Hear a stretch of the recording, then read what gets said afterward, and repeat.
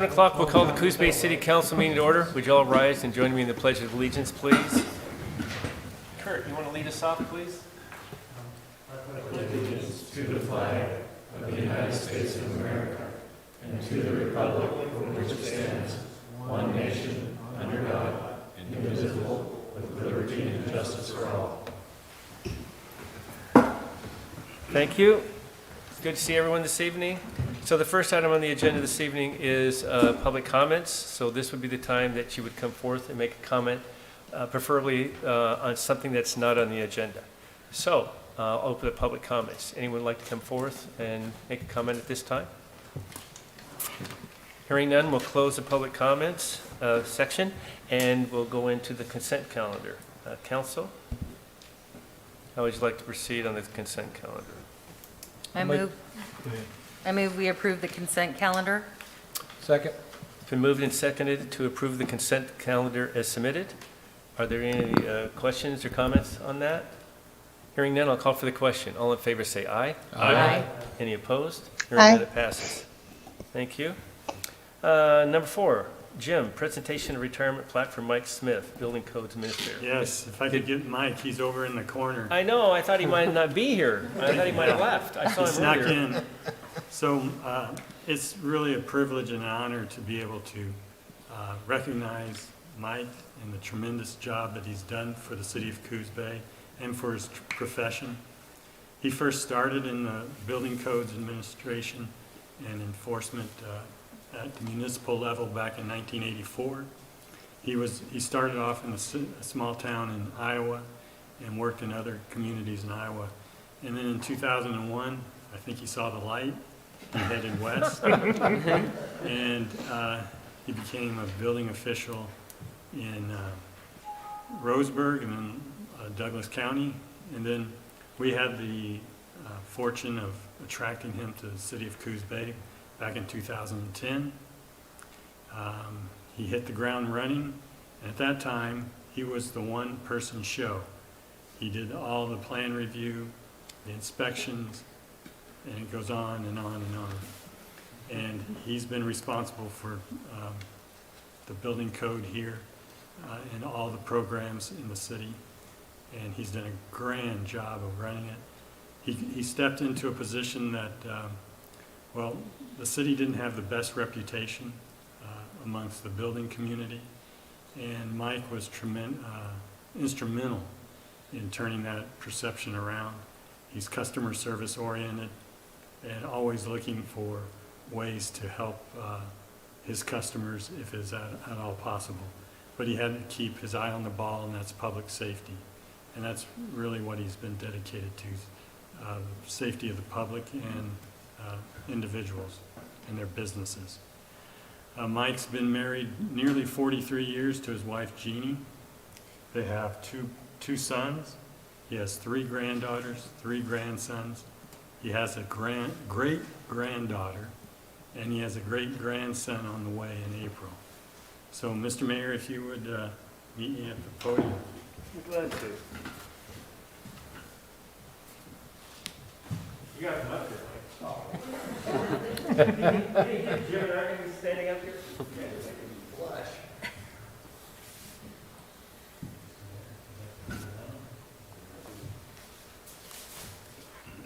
So Mike, as Jim stated, you came on in 2010 and you really have made a difference here. As not just now 1, there's 2.5, right? And we're going to go into 3. So you set the trend and something to follow. And you have made it so much better for the citizens here to work with. And because of it, we have all this building going on. So thank you.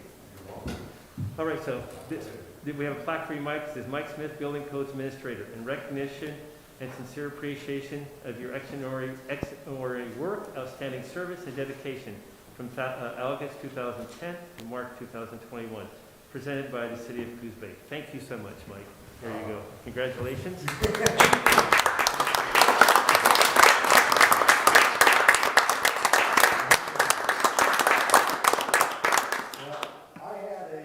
just got a couple words to say. And Honorable Mayor and Council, I had prepared a presentation complete with bullet points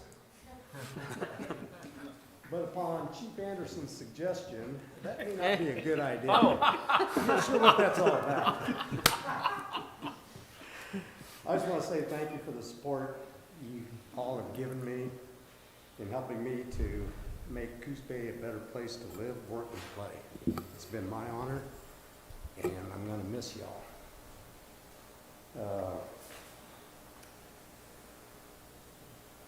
My wife wanted to tell you, retirement is like coming home one day and telling your wife, honey, I'm home for good.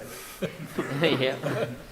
So with that, I thank you all so much, and it's been my pleasure working for the city of Coos Bay. It is a great community, and we love it here. Keep doing a good job. Appreciate it. thank you so much, Mike. Thank you, Mike. Thanks for all the help, Mike.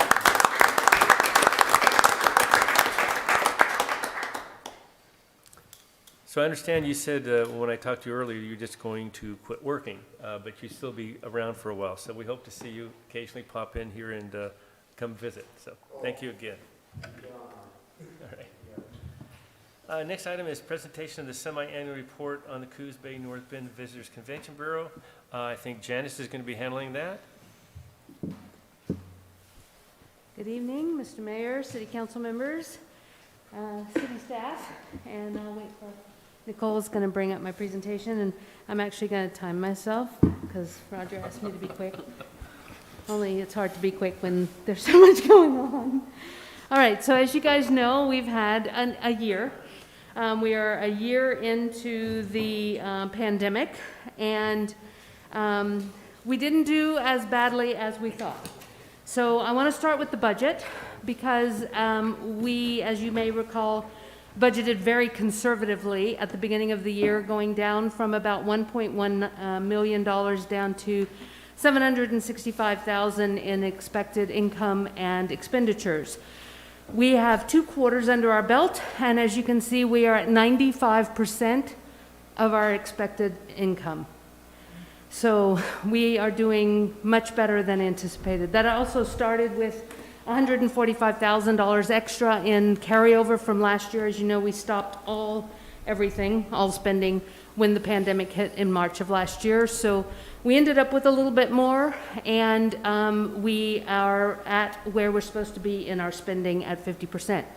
So as you guys may recall, we had really reduced our marketing and advertising budget for this fiscal year to $354,000 from what was anticipated to be $500,000 or more last year, which we didn't end up spending because of the pandemic. We are going to our board of directors on Thursday of next week, and we're going to ask for that $145,000 that was in the carryover to be added as a supplemental budget for us to do more advertising, more asset creation, that's commercials and photography and such, before the end of this fiscal year. Now, that doesn't mean we're going to spend all of that. It just gives us the capacity to, if we end up with something wonderful coming along. So that is what my board will be facing at their next board meeting on March the 11th. So for Coos County tourism in our area, as you can see, the latest numbers we have are 2019, and we know that these numbers will go down slightly, but we don't anticipate that they'll go down as far as they did. It's taking a little long for it to switch, sorry. So at the last recession, you can see we had a big drop. So that big dip down was in the 2009-2010 year when we lost 16% of our visitor spending. We don't anticipate that we're going to lose that much because we've had a better year than anticipated. It'll be dependent on how the county is counted with our money. We're not the only players in the county, of course. We've got lots of other communities that pay into that. So we're waiting for the state to release that data. It won't be until May-June timeframe. So now I just want to show you what we have been doing to get people to come. These kids are so cute. We just did a brand new ad with this family out at the beach. Of course, it was last year. We just released it. But at Christmas time, so since the last time you guys saw us, we did a whole bunch of ads for Christmas at the coast because we didn't have holiday lights. We tried to find a way to get people to still come to the coast. We did banner ads and page takeovers and billboards and newsletters with 1859 Medford Tribune. And then for winter, we did this campaign. And this is our newest ad. Hopefully it'll play. You might have to hit the... One more. Yeah. There it is. Oh, hopefully it'll down.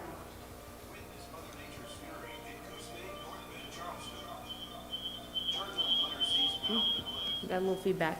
So this ad was to increase people's awareness of storm watching on the coast. We also did a 15% discount with some of our lodging properties to entice people to come whenever we announced that there was a storm watching activity. And we had a lot of storm watching. You can go to the next page. Hopefully it'll advance, okay? We did billboards. We also did newsletters. We did page takeovers. And digital advertising. Part of what we had decided at the beginning of this fiscal year was not to do print ad or not to do very much print advertising. What we will be presenting to my board on March 11th is adding some of that print back. So if you want to continue, that was the rest of the ads that we did for the storm watching, and now we're of course working on future campaigns. We also did 2 promotions this year with the Medford Tribune. At Christmas time, we did the 12 Days of Christmas that went out to 20,000. The email about our prize went out to 20,000 people in the Medford area. We had 1,480 entries for that prize, and 709 of those people opted in to get our newsletter in the future. So we've added those to our list. We also did one in February, again with the Medford Tribune. This was a romantic package. It included things like dinner at Restaurant O, some candy from Sweet Street, coffee from Bayside Coffee. We had fewer entries for this one. I think people weren't used to this. This was a new promotion for the Medford Tribune. But we still had 777 entries and 159 added to our list. And this is our next ad campaign that we're going to start shooting soon. Fishing in all of its various forms, perch surfing, surf perch fishing off one of our beaches, kayak fishing, fly fishing, and of course charter fishing. So we're working on that. That's our next ad campaign. We've also invited several media to our area this year and have already started seeing some of the results of this. So we've had the first 2, Peggy Cleveland and Adam Sawyer, were the result of a trade show I guess it wasn't quite a trade show. It was more of a meet and greet with media that I went to in October in Bend with Northwest Travel and Life magazine. They invited 10 top travel writers and 12 top destinations in the Northwest, and we were one of them. And I got to meet with all of the writers, and those were the first 2 to come. The lady at the bottom right is Tracy Beard. We have been trying to get her here for a little while. She's a food writer. And with us being in the extreme category where she can't actually go to our restaurants, we keep pushing her visit back. So right now we're looking at the 1st or 2nd week in May, and hopeful that we will be able to get her into some of our restaurants and to meet with some of our chefs. So that's what's going on there. This is the newest thing on our website. We now have an online store. You can purchase branded materials from our area with our logo, with you can get our mask online, but that is our newest endeavor for our website, where people from anywhere anywhere in the U.S. can buy some of our merchandise online.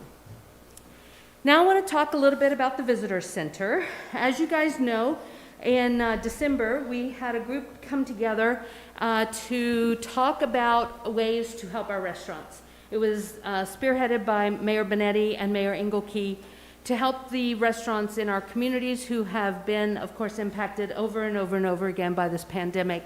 Opens and closes and can only have takeout and can only do outside dining. So we did Operation Holiday Gift Card in December. where we included 83 restaurants in our area. That was almost every restaurant that could participate. We had 1,250 gift cards. That was about, I think it was 15 gift cards per restaurant. We sold them in 2.5 hours, which netted us $12,500. On top of the funding we had gotten from SOWEB, from the Wild Rivers Coast Alliance, from the two cities, Coos Bay and North Bend, from TSOC, which is the Travel Southern Oregon Coast, with help from KDOC Radio, who came out and did live remotes. That meant we had money that we then had to use in some way. So we did the program again in February, and we called it Operation Show the Love, or actually it was the end of January, but it was leading to Valentine's Day. This time we chose the restaurants that only had inside dining. These were the ones who had already been closed again and again and again, and were now being closed, had been closed now for what, a month at that point, where they couldn't have any inside dining. And now we're up to almost 2.5 months where we've had no inside dining. So those were 69 restaurants in our area, and that is Coos Bay, North Bend, and Charleston. We did include the Charleston area. We did more gift cards per restaurant. We had 1,863 total gift cards. It took us a little longer to sell these, unfortunately, because there wasn't a holiday, there wasn't a Christmas to give gifts away. So, but we did it, and we are really happy that we were able to help our restaurants in this way. So that was a big project, and we thank the mayors. There is a recipient of some donations, and we'll be announcing that this week with the mayors. So, and then the last thing I want to talk about is just the visitor center as it's in general. As you know, we run that facility for the city. We are currently on winter hours of Monday through Saturday, 10 a.m. to 2 p.m., and that is because we are a little low on volunteers right now. As you might guess, most of our volunteers are in the elderly range. Some have decided not to return after this pandemic. So we will be on the hunt for volunteers. If there's anybody who would like to volunteer at the Visitor Center, you are more than welcome, and we would love to have you if you want to come and talk to us at the center. But you can see we did have some nice visitation still, even into the fall. We still were having an average of 1,200 people stopping in the Visitor Center. It started to slack off. It always does in the wintertime. So, but this is what's been happening at the Visitor Center and with the Visitor and Convention Bureau. And that's my report. Awesome. Any questions? How did I do? Let's see. You did great. A few comments. So I want to reference that we have two members on the board from the city, Roger and Lucinda, that sit on the VCB board, which is great to have the interaction. But since Janice has come, I can tell you that number she mentioned, $277 million, has increased significantly to the tune of about $5 million a year. You know, and I don't think people realize, and I bang this drum a lot, you know, they don't consider tourism an economic driver, but I think that shows it is. It is very successful in this area. It's been promoted very well. We have a lot of outdoor activities that people can do on a regular basis. One of the reasons that even during the pandemic that we were still busy to some degree was because we have the outdoor activities and people knew they can come here and do that and do it in a safe way. And Janice promoted that. So she took the high road on that, even though we were going through this problem and this issue, and made sure that was promoted, and it was successful along the southern coast and for here for sure. And so it's wonderful. I have one of the sweatshirts. I advocate you go down there and get one. I walk in on occasions to visit and do some business there, and I can tell you the volunteers are very pleased with the operation there and happy. So if anyone wants to volunteer, it's a good home to go and do. So Janice, thank you for everything you do. And Allison also, who's your assistant. And so we're lucky to have you, and thank you so much. Thank you very much. Yes, thank you. Thank you. Okay, anyone else? I didn't even ask, so I apologize. All right, so number 6, approval of a business license moratorium extension and request for planning commission review and recommendation of amendment to the marijuana-related business regulations. And I think, is Jim going to start this off? Yes, you are. Is Carolyn's going to take this for us? Okay. Hello, counselors. How are you this evening? Good.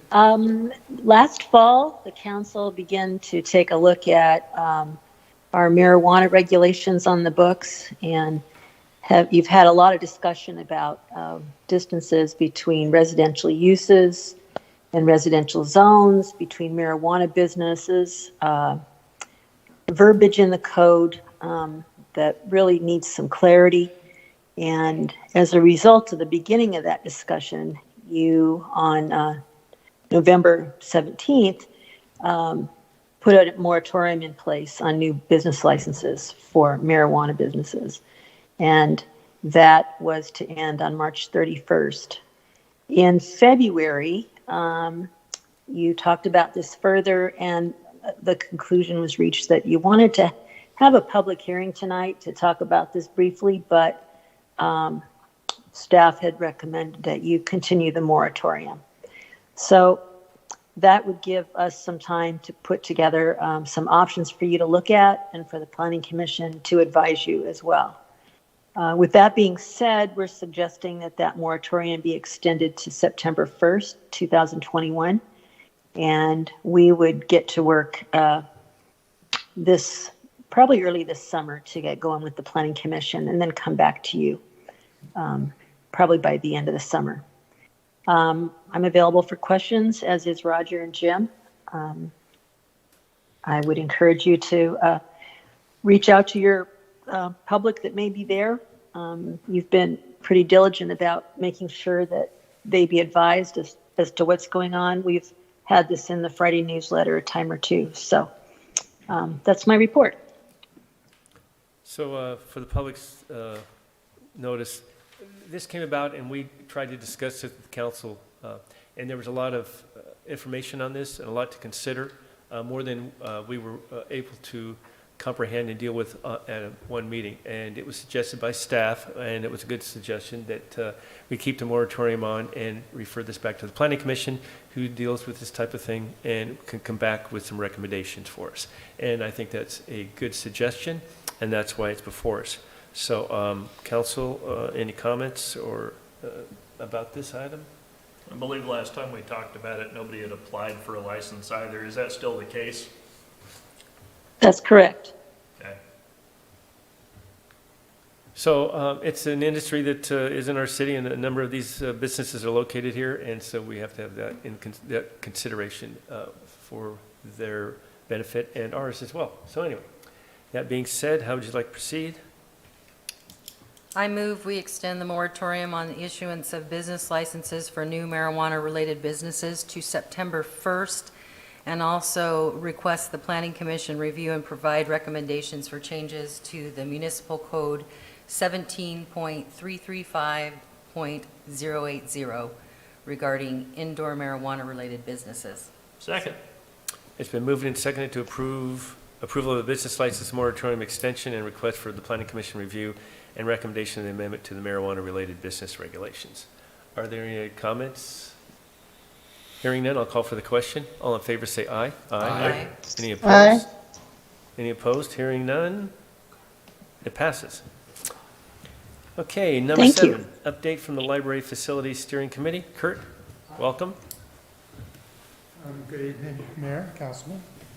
I know that this was in your meeting package, and I'd go over just briefly a little bit about history was where we've been coming from and what we're doing right now. I thought I'd also give you a quick update on some of the activities that the foundation's doing that I'm also involved with. So way back in February of 2014, we discovered that the foundation was failing at the library.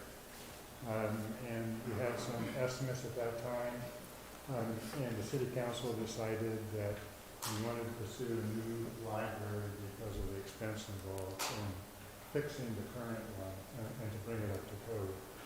So back in September of 2014, we appointed a steering committee that had a bunch of stakeholders, the Friends of the Library, Library Board, Foundation, there's some representatives from the city council there as well, with the task of kind of looking at what we could do to replace the library. The library did a strategic plan in 2015, and then based partly on that, in 2015, the Urban Renewal Agency approved having a needs assessment done by Hacker Architects. They completed that, a very voluminous document, came up with some square footage, estimated costs, what would be involved in building a new library. In addition, underneath there is that you also funded Joe Slack to take a look at their costs as well, to kind of update them with his knowledge of local construction costs, which he did. Then the Library Steering Committee started looking around for sites. We looked at the downtown area. Because of the acreage that's required for the library, for the square footage of the building and the parking lot, we weren't able to locate any space in the downtown area. So we widened the search a little bit, and based on that, the Ocean Boulevard property was purchased in 2018 by the Empire Renewal Agency.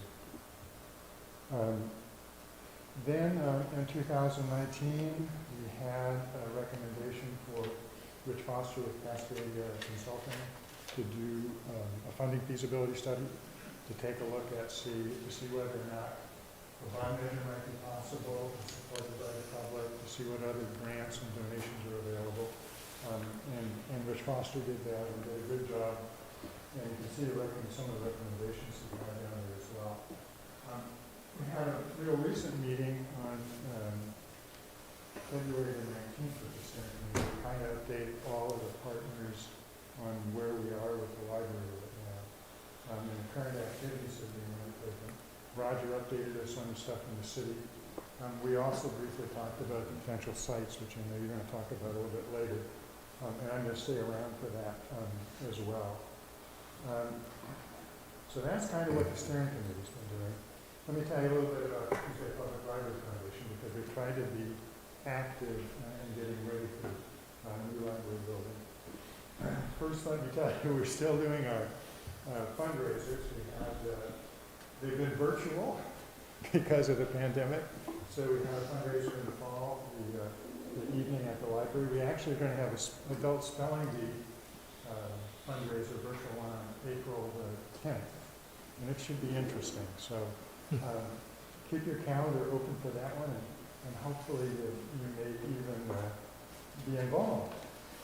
We sent out some donation letters to donor list a little bit earlier, the first part of this year, and we asked for donations for the new building as well as advised them to support a bond measure for the new library. We've contracted with Joe Slack to pay the costs of a new library to bring them up to costs, the costs that we went out for bid in 2022. We also asked them to prepare an overlay site from above on a building. So we've been doing that. We just recently contracted with Rich Foster. I know you guys did for a grant, but we contracted with him to do a capital campaign plan. So we're working with him now and to work up a campaign plan to raise funds. Sammy, the library director, located an organization called Every Library. They're going to provide some training to the foundation and the board, the library board, on tax and bond measures. I know Roger expressed some interest in coming, and so did Rob, and I think any of you on the council, when we get that date set, will let you know on whether or not you might like to attend. We've actually set up two subcommittees, a bond committee, is taking its first steps to forming a PAC, post office box. They've actually gotten a non-foundation member to agree to be the treasurer for the PAC. And we've ordered the voting records from November's election last year, so we can use those to contact people. And they're meeting on a regular basis. We also have a capital campaign committee that's formed. We've got a nucleus for that. We've been offered some help from an outside campaigner to help us with it. We've made some initial potential contacts with donors. And we're going to try to be available for speaking at any organization who wants to hear from us. So that's kind of the update on the foundation. I don't know if you have any questions at all? Well, first of all, I want to thank you, Kurt, and the committee members for all the work you've done on this. When I came back on the council in 2016, 4 of us went and toured, that were elected at that time, toured the library and the structural issues that you were dealing with. And at that time, I said, well, how much time do we have? About 5 years? And we all agreed about 5 years. Well, here we are, 5 years later, almost. And moving and getting another site is still going to take some time to get it built and whatever. So we're on a time crunch, I should say. If you disagree, please let me know. And then after we got 2 more counselors that were elected that joined us, Carmen and Rob, I think we did another tour, that'd be in 2018. And again, it even showed more wear and tear and more crisis of moving forward and getting this done. So the other thing that comes up is that, I don't realize that, I don't think people realize how much usage the library gets. Could you, give us, what the counts are on a monthly basis of what's going Sammy's on? probably the better at doing it, but I will tell you, pre-pandemic, easily 15,000 people a month would come through that library. So you're really talking about the population of Coos Bay going through that library. And number of items checked out are, Sammy, about 25,000 or so a month, 20 to 25,000 a month, again, when we're not in the pandemic. I have to tell you that the library staff has done a wonderful job during this pandemic time. They've gone from mailing out materials when they couldn't do anything other than that. They went to curbside delivery when they can kind of do that. Then they eventually, when we weren't in extreme, were able to open the library a little bit for people to come in and browse, and they only let so many people in for a time and only for 30 minutes. And then they also did the same sort of thing with their computer technology services, because there's a lot of people still that use the library for the technology, and did all of those things. Unfortunately now, because we're back in extreme, we still have pickup. They can come in the lobby and pick it up, and we still mail some things out to them as well. The mailing was really popular with a lot of people who had difficulty getting that. So, doing a great job. They're very well loved by the board, and we appreciate everything that they do. And I have to tell you, all took the tour before, and the building isn't any better. And unfortunately, we had a few rooms that didn't have a leak in them. Well, the main meeting room now has a leak in it. So the big meeting room we used to use for budget meetings once upon a time also has a leak. And the city staff has been kind enough to come out and take a look at it. But the difficulty is it's an old building and it moves up and down. It's almost impossible to keep the roof sealed, and so it leaks. So the other question that comes up, and I don't know if you want to answer this or we can pass it on to staff, why can't we just rebuild there in that location? Well, I can, I'll try to give a short answer. That particular site, if you were to look at some old overlay maps, you would know that the Blossom Gulch and the Mingus Park streams drain through there. And not only did they drain through there, but that whole area was basically marsh. And so some of the old overlays, before there were any buildings there, you can see how far that marshland extends out, and it extends a long way out. Basically over to the main street and on the other side. And of course, now that there's the channel that runs beneath Bennett, if I'm not mistaken, that drains both Mingus Park and Blossom Gulch, and it leaks some.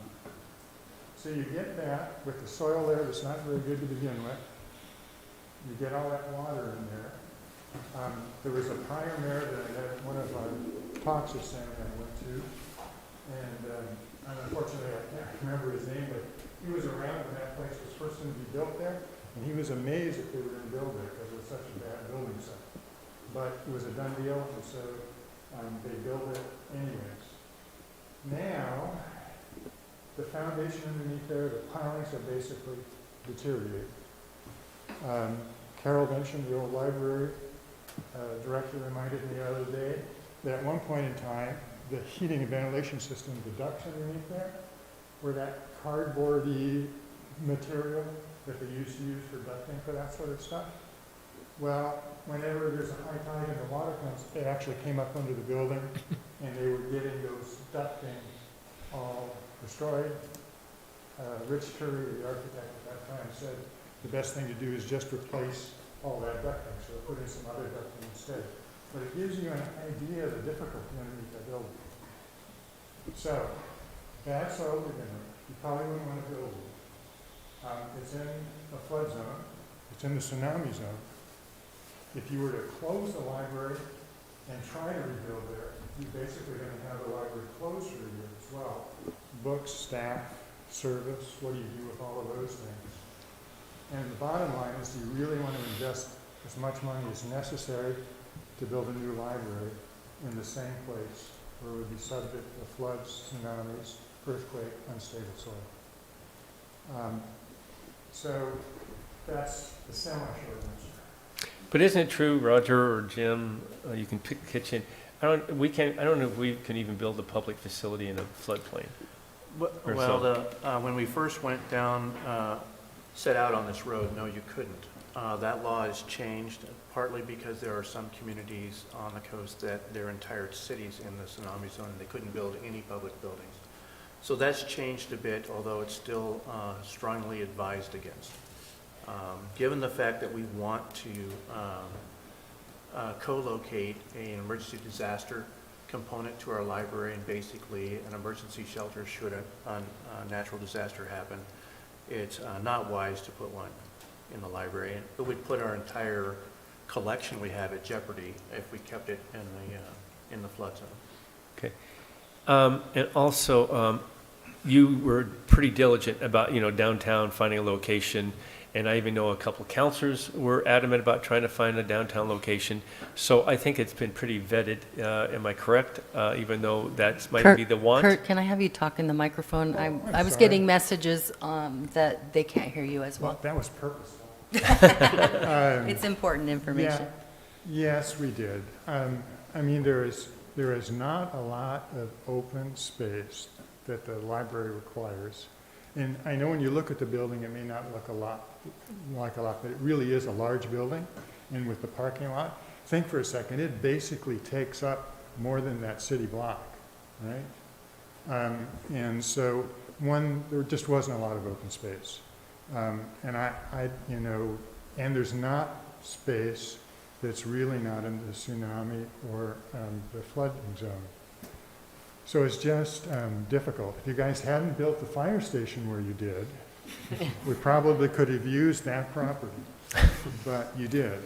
And so yes, spent a lot of time, looked at a lot of maps, had a lot of discussion, because there is a real feeling about wanting a downtown, and I understand that because it's the core area right now. But if you think logically towards the future, to adjust for tsunamis and floods and everything else, the city eventually, I think, is going to move a little bit that way anyways. So, yeah, we vetted it, really couldn't find anything, and that's where we're at. And so the other thing I think people need to understand, so it's the city's responsibility and obligation to build a library. But the operation of it is paid for and funded by the Coos Bay district, right? Is it, or not, the Coos County Library District, right? Yeah, Coos County Library Taxing District, the city gets a certain portion of that to go ahead and do the general operating expenses in at the city, but the city owns the building. It's the city's responsibility to maintain and to have the library building, so. And this library is the most used out of the county? Oh, yeah, by far. Okay. Yeah, by far. And, parts of it, the older part is fairly old, and it's gotten to the point where not only structurally is it failing, if it wasn't structurally failing, it would be time for you to go through there and do something about plumbing, about heating and ventilation. When that building was built, it wasn't built for the technology that we have today with computers and everything else that's involved. I mean, it would need a really big total makeover, even if the structure itself was okay. But the structure isn't okay. All right, council, other questions? I actually have a comment I'd like to add on to what Kurt said about the most used library. I reached out to several citizens about our next agenda item for input, and I heard from a few of them saying that is a library really necessary in this day and age? Is it antiquated? And I can say that, I mean, Kurt gave you the numbers pre-pandemic, but he didn't tell you that during the pandemic, the library is still checking out around 10,000 items a month. And I serve on the library board, and Sammy, when she gives her library report, there's like 2 pages of programs that the library runs. So I don't believe it's an antiquated idea anymore, and I think it's very important to the community. Yeah, I sometimes think people get the idea that a library is just about books. And that's a large part of what a library is. But your library is about much more than just books. You know, it's about all the programs that go on down there. Sammy still has continued them with the library staff virtually online as much as they can. It's a community meeting center for a lot of things. Even in the pandemic, we've had some blood drives in the large meeting room before it started to leak. It's a technology center for folks. It's a place where kids come after school. A ton of children's programs. So it's more than just books. They check out a ton of things, but it's really the de facto community center for Coos Bay. So, yeah, I know people sometimes feel that way. They get used to ebooks and things like that, but the library really is much more than just that. That was going to be my question. You touched on a lot of reasons that this was pursued, but also I wanted to hear from you or Sammy, what are some of the things people don't think about? Because that is a common question when I'm talking to people as well. You know, we're in the 21st century, and you know. I mean, you know, we've had presentators from SWAC coming down there talking about physics. We've had children's programs down there that become so overflowed that we schedule them a second time. If you go out and look at the parking lot, you know, pre-pandemic, it's almost always full during those time periods. So, yeah, it's a real resource for the city. And of those pre-pandemic numbers, were those 15,000 unique visits there? Yes. Or, okay, Yeah. I think that's Yeah. important to note too, as well. Yeah, it's amazing. You know, the building's kind of been loved to death, even though, you know, between falling apart on its own. So it just gets used an awful, awful lot. So, anything else?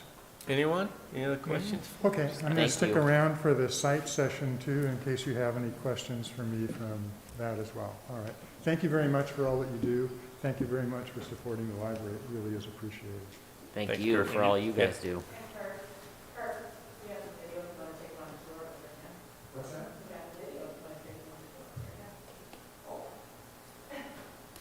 I have a question? We have the video tour. Oh. You know, between masks and being hard of hearing, and not being able to see people's lips, I have a lot of difficulty. Yeah, I understand that. This is a virtual tour. See, you got, Joe said you had 2 tours, we get the 3rd one now. The library staff is extremely talented, I told you that. This is a video that they produced a little bit to show you where the library is right now. It's not very long. It's kind of fun if you can consider looking at falling apart space fun. But they did a good job of it. So with that, we'll let it go. Why do you need a new library? It's so beautiful in here. What a great question. I'm so glad you asked.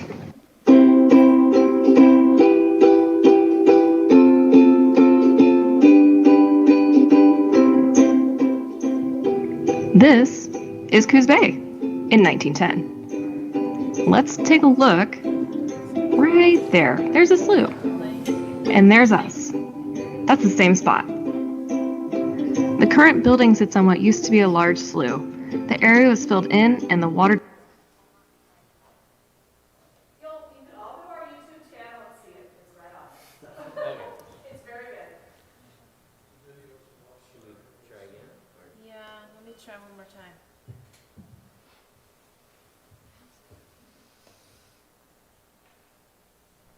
It's short. It's only 7 minutes.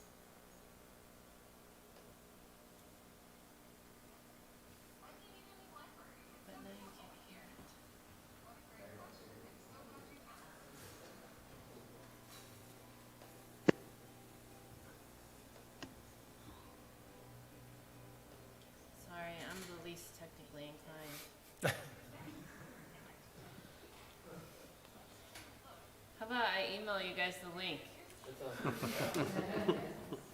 Okay. It's all right.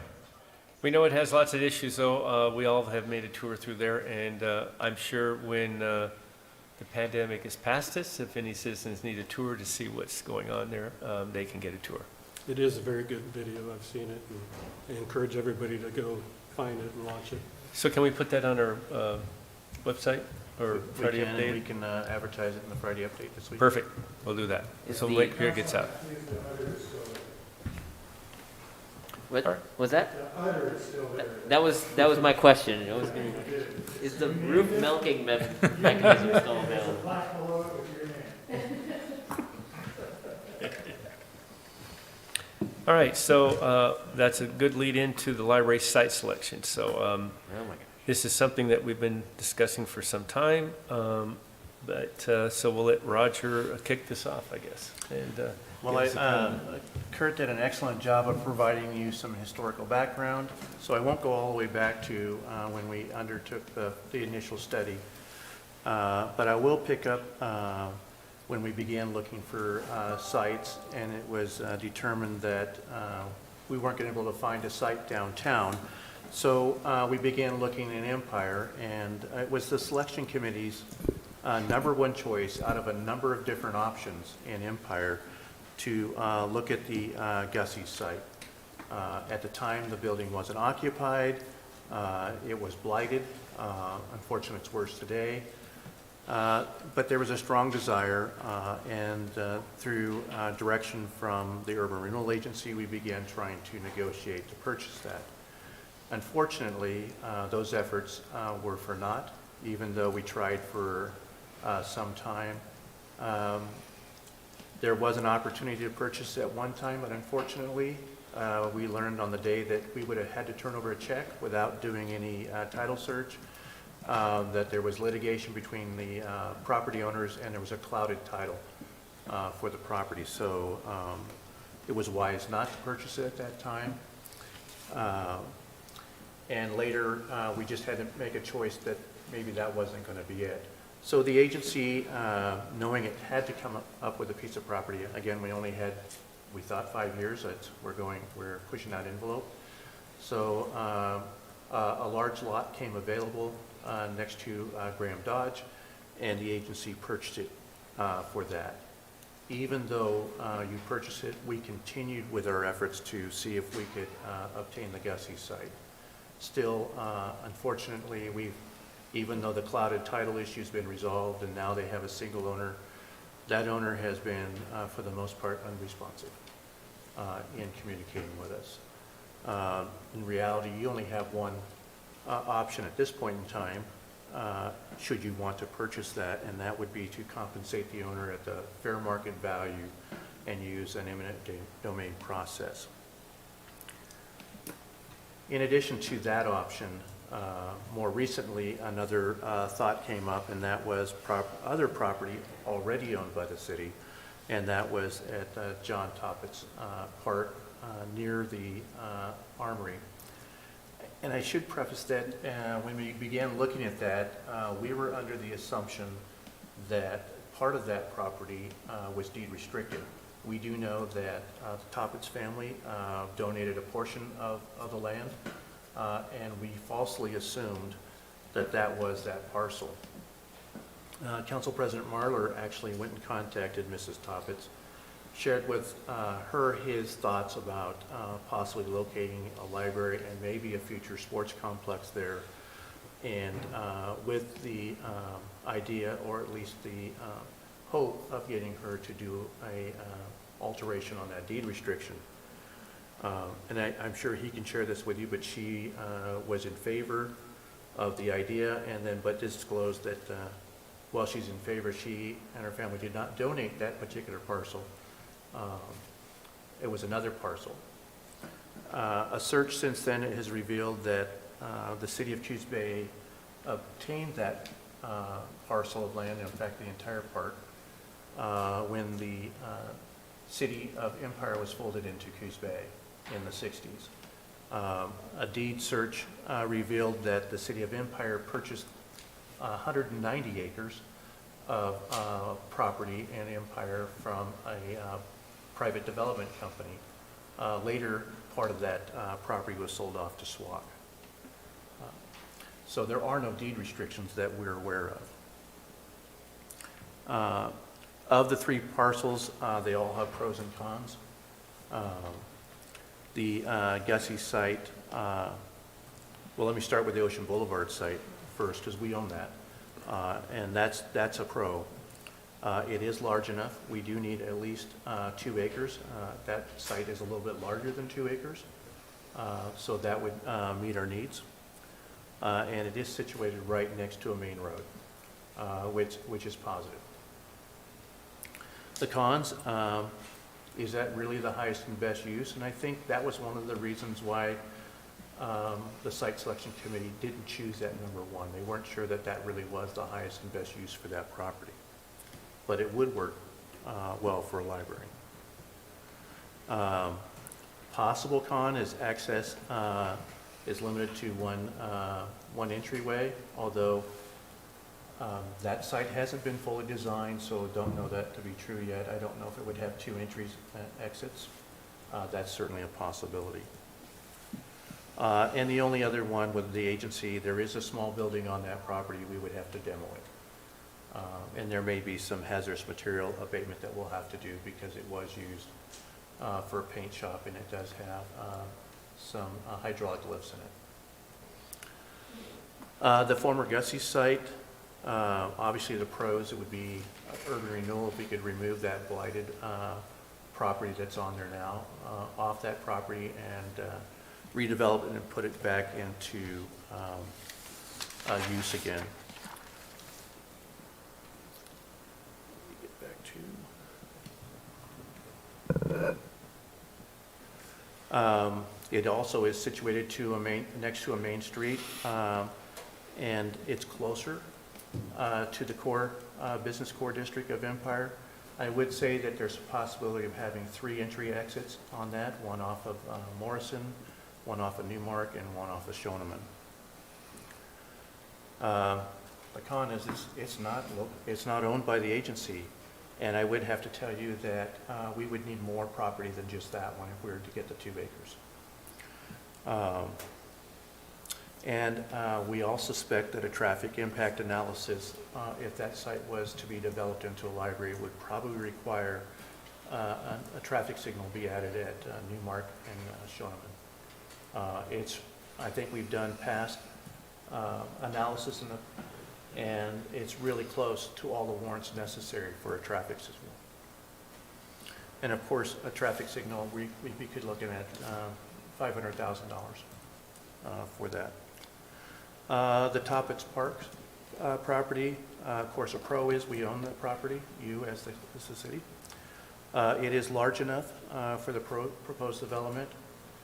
You could argue that it's large enough that it, in the future, if the library was needed to be expanded, it could be expanded.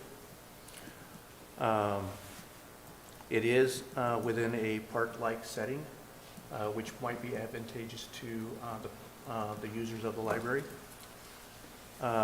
There's possibility of having 2 entrances, one off of Hall Street into the Middle Lakes, and then one off of Norman.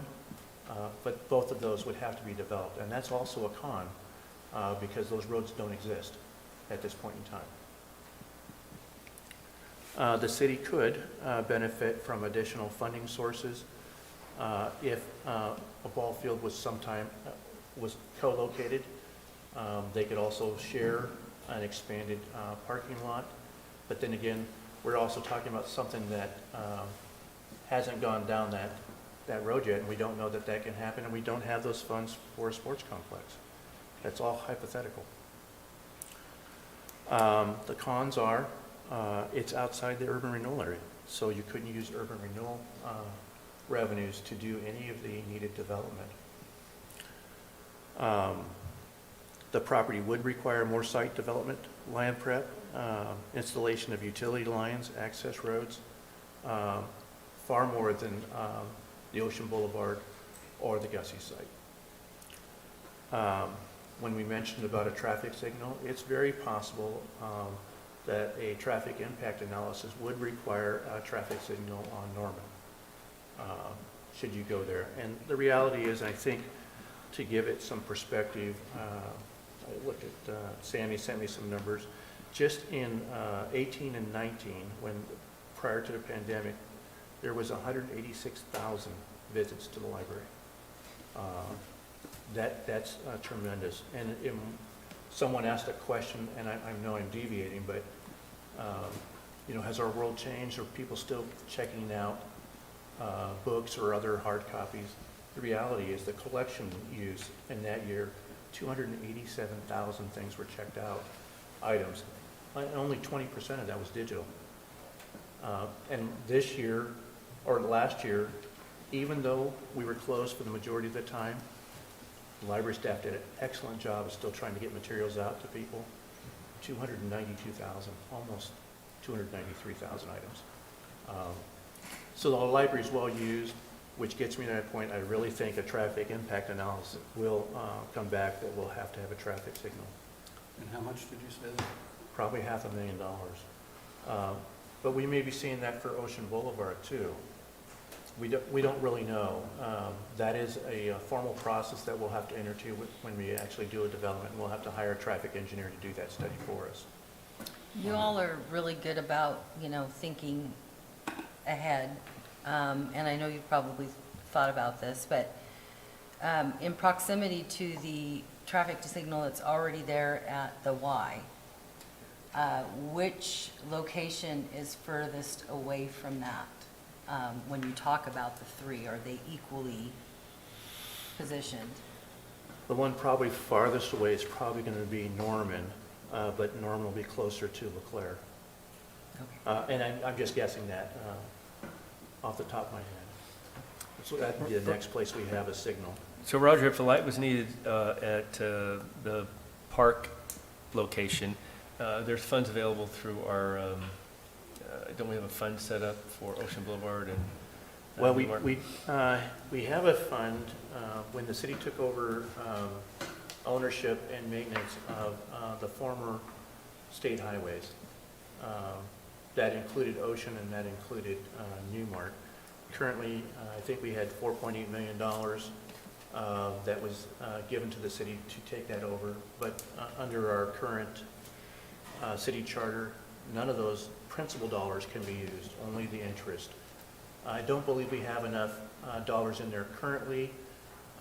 One could always go out and borrow money and pay the debt service on interest, but we'd have to hope that the interest level goes up. We found ourselves in that position a few years ago where interest in 2007, 2008 was so low that the city had to take over debt service on a project. Okay. Not that there isn't other funds. That one is in the urban renewal zone, that intersection itself. Just the rest of anything, I guess, north of Newmark is outside the current urban renewal zone.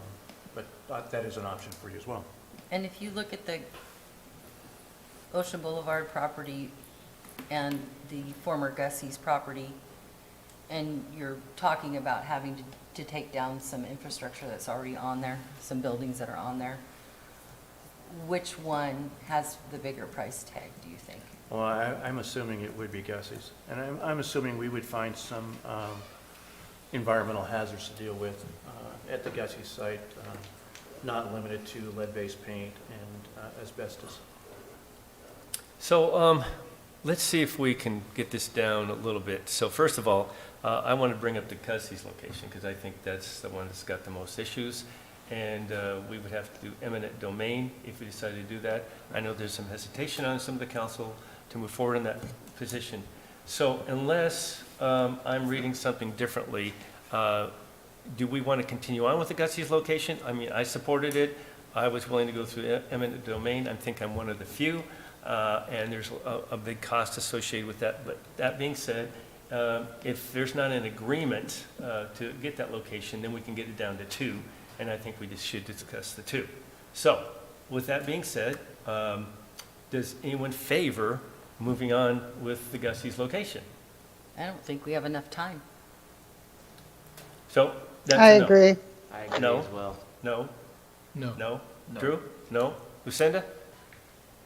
No, I agree. We don't have enough time. I think everyone on the council knows that Gussie's was, for me, the number one choice. But given that we need to make a decision, and I guess the only thing I want to say is my apologies to the library steering committee, to the foundation. You have been so patient with us in making sure that we're trying to find the right spot. And I'm so sorry we keep changing things on you. So hopefully this evening we'll make a final decision and we'll stick with it. Yeah, and I agree with Lucinda, and so Gussie's will be taken off, then we'll take Gussie's off as one of the considerations. But I also want to, I know as Lucinda said, I want to reiterate that we've been changing our minds, and I know that's been somewhat difficult for the library board. But when it was decided to go out to Empire, I think it's important to realize that we were trying to pick the best location that would be a benefit to Empire as the library. So it was a dual role that we were trying to do. It wasn't just what we thought was, location, the best location, and that's why Gussie kept coming up. Everyone felt that would be the best for Empire as well as the library. And I want to reiterate that, in my vision, we're not cherry picking here. We're trying to do our due diligence for everyone, the library, the city, the citizens who are going to utilize that. But I also want to say that should not come off our radar, because that is a blight situation in Empire. But I just don't think it's the right one for this project. And in this discussion tonight, when we discuss locations, I think that we need to keep that in mind, that Gussie's is still in play to help benefit Empire. We're going to have to deal with that. So I think that can be part of the discussion on these two sites, and I'll bring that up later on. So who wants to kick this off? Well, that kind of leads into my question, Mayor, that if maybe this is for Nicole, if we hang on to the Ocean Boulevard site and make that the site for the library, do we have the resources available to do anything with Gussie's in the future? There is limited capacity in the Empire District as far as funds go to take on a significant project like that, but we could save up, maybe a year or two to do that. It just depends on what we find once we get in there and start taking it down, and how much it costs to acquire it. And so to follow up on my comment, saying keep that in mind, I'll clarify what I meant. If we were to sell the Ocean Boulevard property to a developer, number one, it generates income, and because it's in the urban renewal agency, it generates urban renewal dollars. Am I correct? Yes. And we would have those funds available. I believe if we decide to do that we need to commit those funds to trying to purchase the Gussie's property and make that available to a developer. So if that was to happen. Mr. Mayor, can I jump in and ask Nicole a question? I think we've talked about increasing, I'm not going to say it right, forgiving me, increasing the indebtedness in that area. I know we've had those conversations before. Correct. And we do have that would option, take a correct? plan amendment. How long will that take to do? We're not positive yet. It would be a substantial plan amendment, and currently under state law, substantial plan amendment, you'll have to confer with the overlapping taxing districts that are all involved, and I believe, we have our county assessor here, but I believe it's 13 that have overlapping taxing jurisdiction within that area. Right. So it's going to take. I guess some my time to do. point was, I don't want us to feel desperate to make a decision tonight about, if we sell the Ocean Boulevard property, then we'll have money to fix up Gussie's. I think that, there's another option. Yes, it would take time, but I just wouldn't want us to make a desperate decision. Okay. So that's one point, but so we get back down to sites. And does someone want to start this? Anyone? So the choice is We have the piece of between- property next to John Toppis. Okay. And we also have the Ocean Boulevard property. Those are the two sites in consideration. That's, unless someone wants to go back to Gussie's, but I don't think that's the case. Okay. I don't think we should. Okay. I'll jump in. I think the Ocean Boulevard site has some very good pros. My biggest concern is the thought is that you need 2 acres, and that's just 2 acres, it's barely 2 acres. So what happens at some point down the road that you may need to expand or need more room? And so that's kind of one of my concerns with it. I also have to agree that it maybe that's not the highest and best use for that parcel. I happen to be in favor of the John Toppit's Park location just because visually I think that that's a great setting, and it could be so much more for not only for the park but for the library, and the library could, as we've talked about it being an emergency shelter area for the Empire District. So we could plan that facility to have all of those things, and if at some point in the future it needed to be larger, there's plenty of room there to do that. Having it next to, at some point in the future, the plan is we'd like to have a sports complex at John Toppit's Park, even though we don't have, that's not our number one concern right now, but at some point down the road, we'd love to have that. Having it there, I think, would enhance the overall look of the area of that piece. So that's kind of where I sit. I do realize that it sits off of the road by a block or 3/4 of a block or however you want to try to measure it. But I think that entrance can be enhanced and made a really nice entryway to the park, and tie into that existing parking lot that's off of Hull, and that whole area could be made into something really, really nice. My preference is to have it in the park, just for it to be an anchor for people to go to the park, go to the library, maybe take a stroll in the park on some of the walking trails. It just, to me, it would be a better experience overall than just go to the library and leave. So that's kind of where I think. Okay. Anyone else? Mr. Mayor, Yeah, Lucinda, do you want can to hear me? comment? Okay, great. Sorry, thank you. Shocking. I'm actually supportive of the Ocean Boulevard site, and partly the reason I really gave it a lot of thought. I appreciate all the due diligence Councilor Marler, President Marler did on behalf of the city and the library board.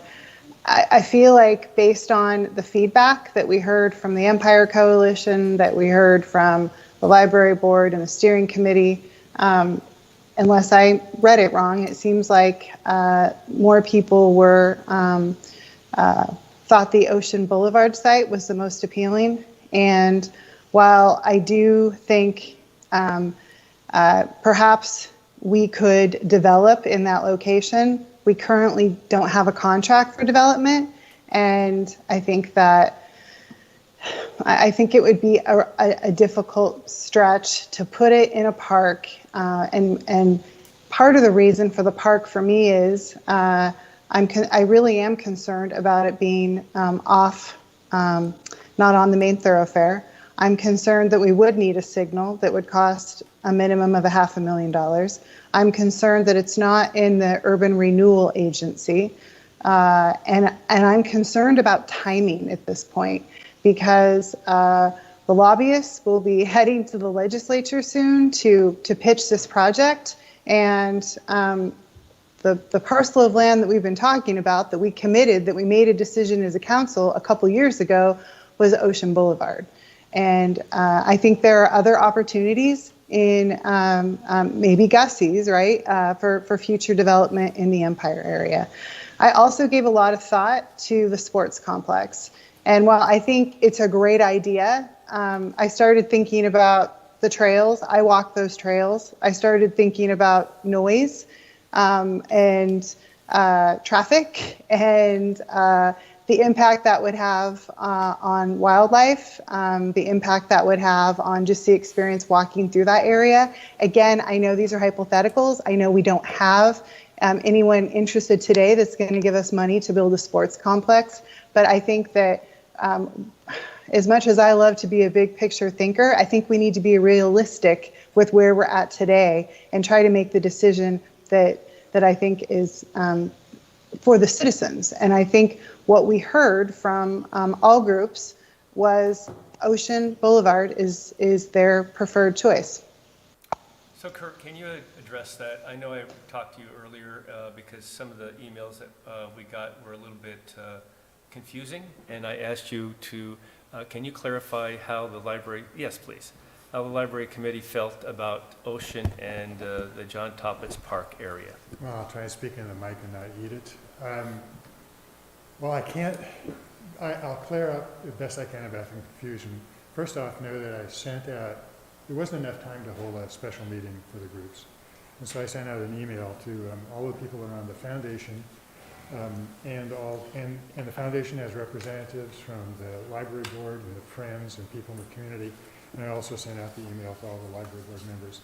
7 library board members, 13 foundation directors, 20. There's some overlap. There's about 17 people that could respond, and I got 10 of them to respond.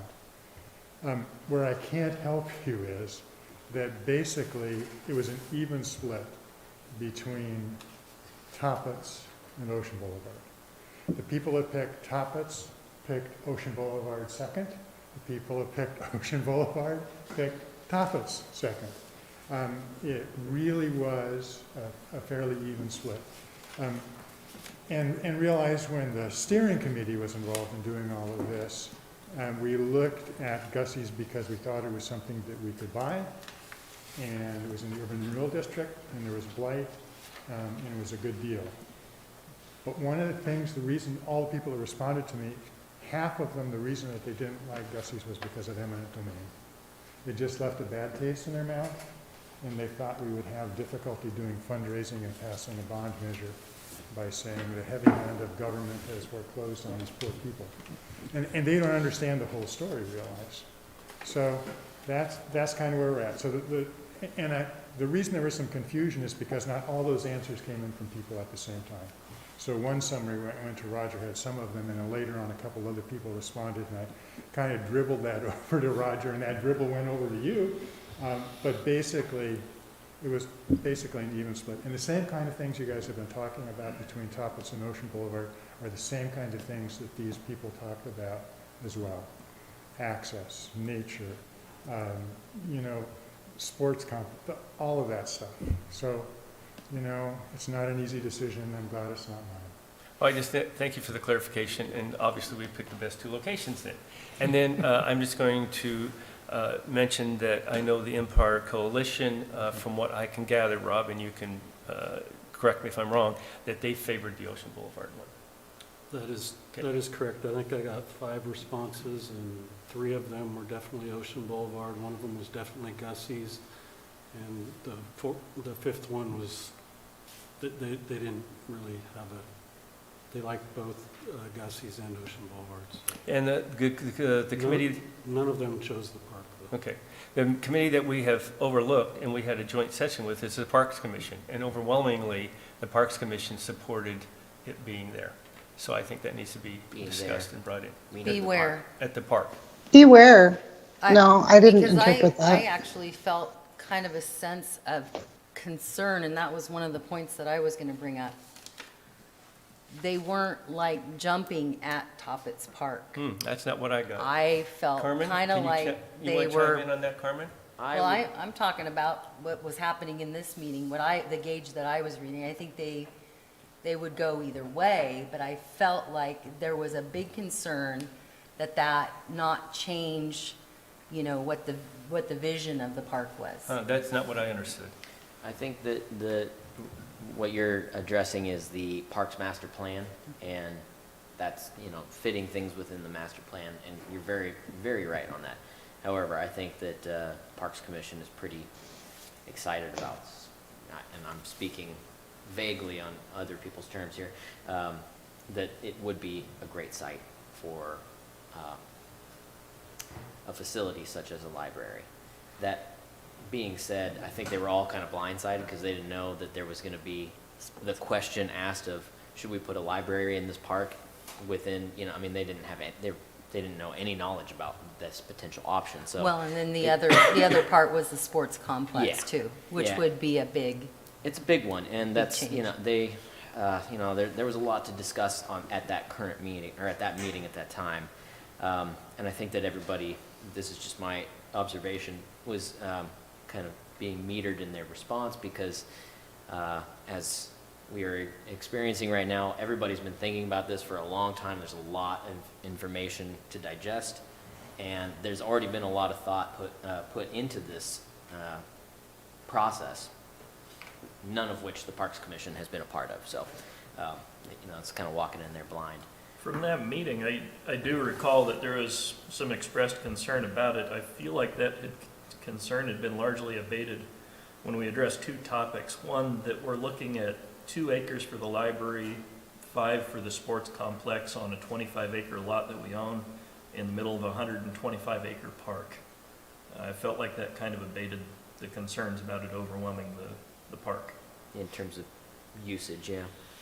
So we were all here. But we really haven't engaged the citizens on the users of the park. We've talked to, people on the park commission, but we haven't asked the citizens, what do you feel about this option? No, it's just been going around for a couple of years, and I've heard a lot of comments, like I'm sure all of you have from the public. So I guess we'll just have Oh, no, Joe, I'm topics sorry. I just has mean the not been a park topic specifically. You're right. Yeah. You're right.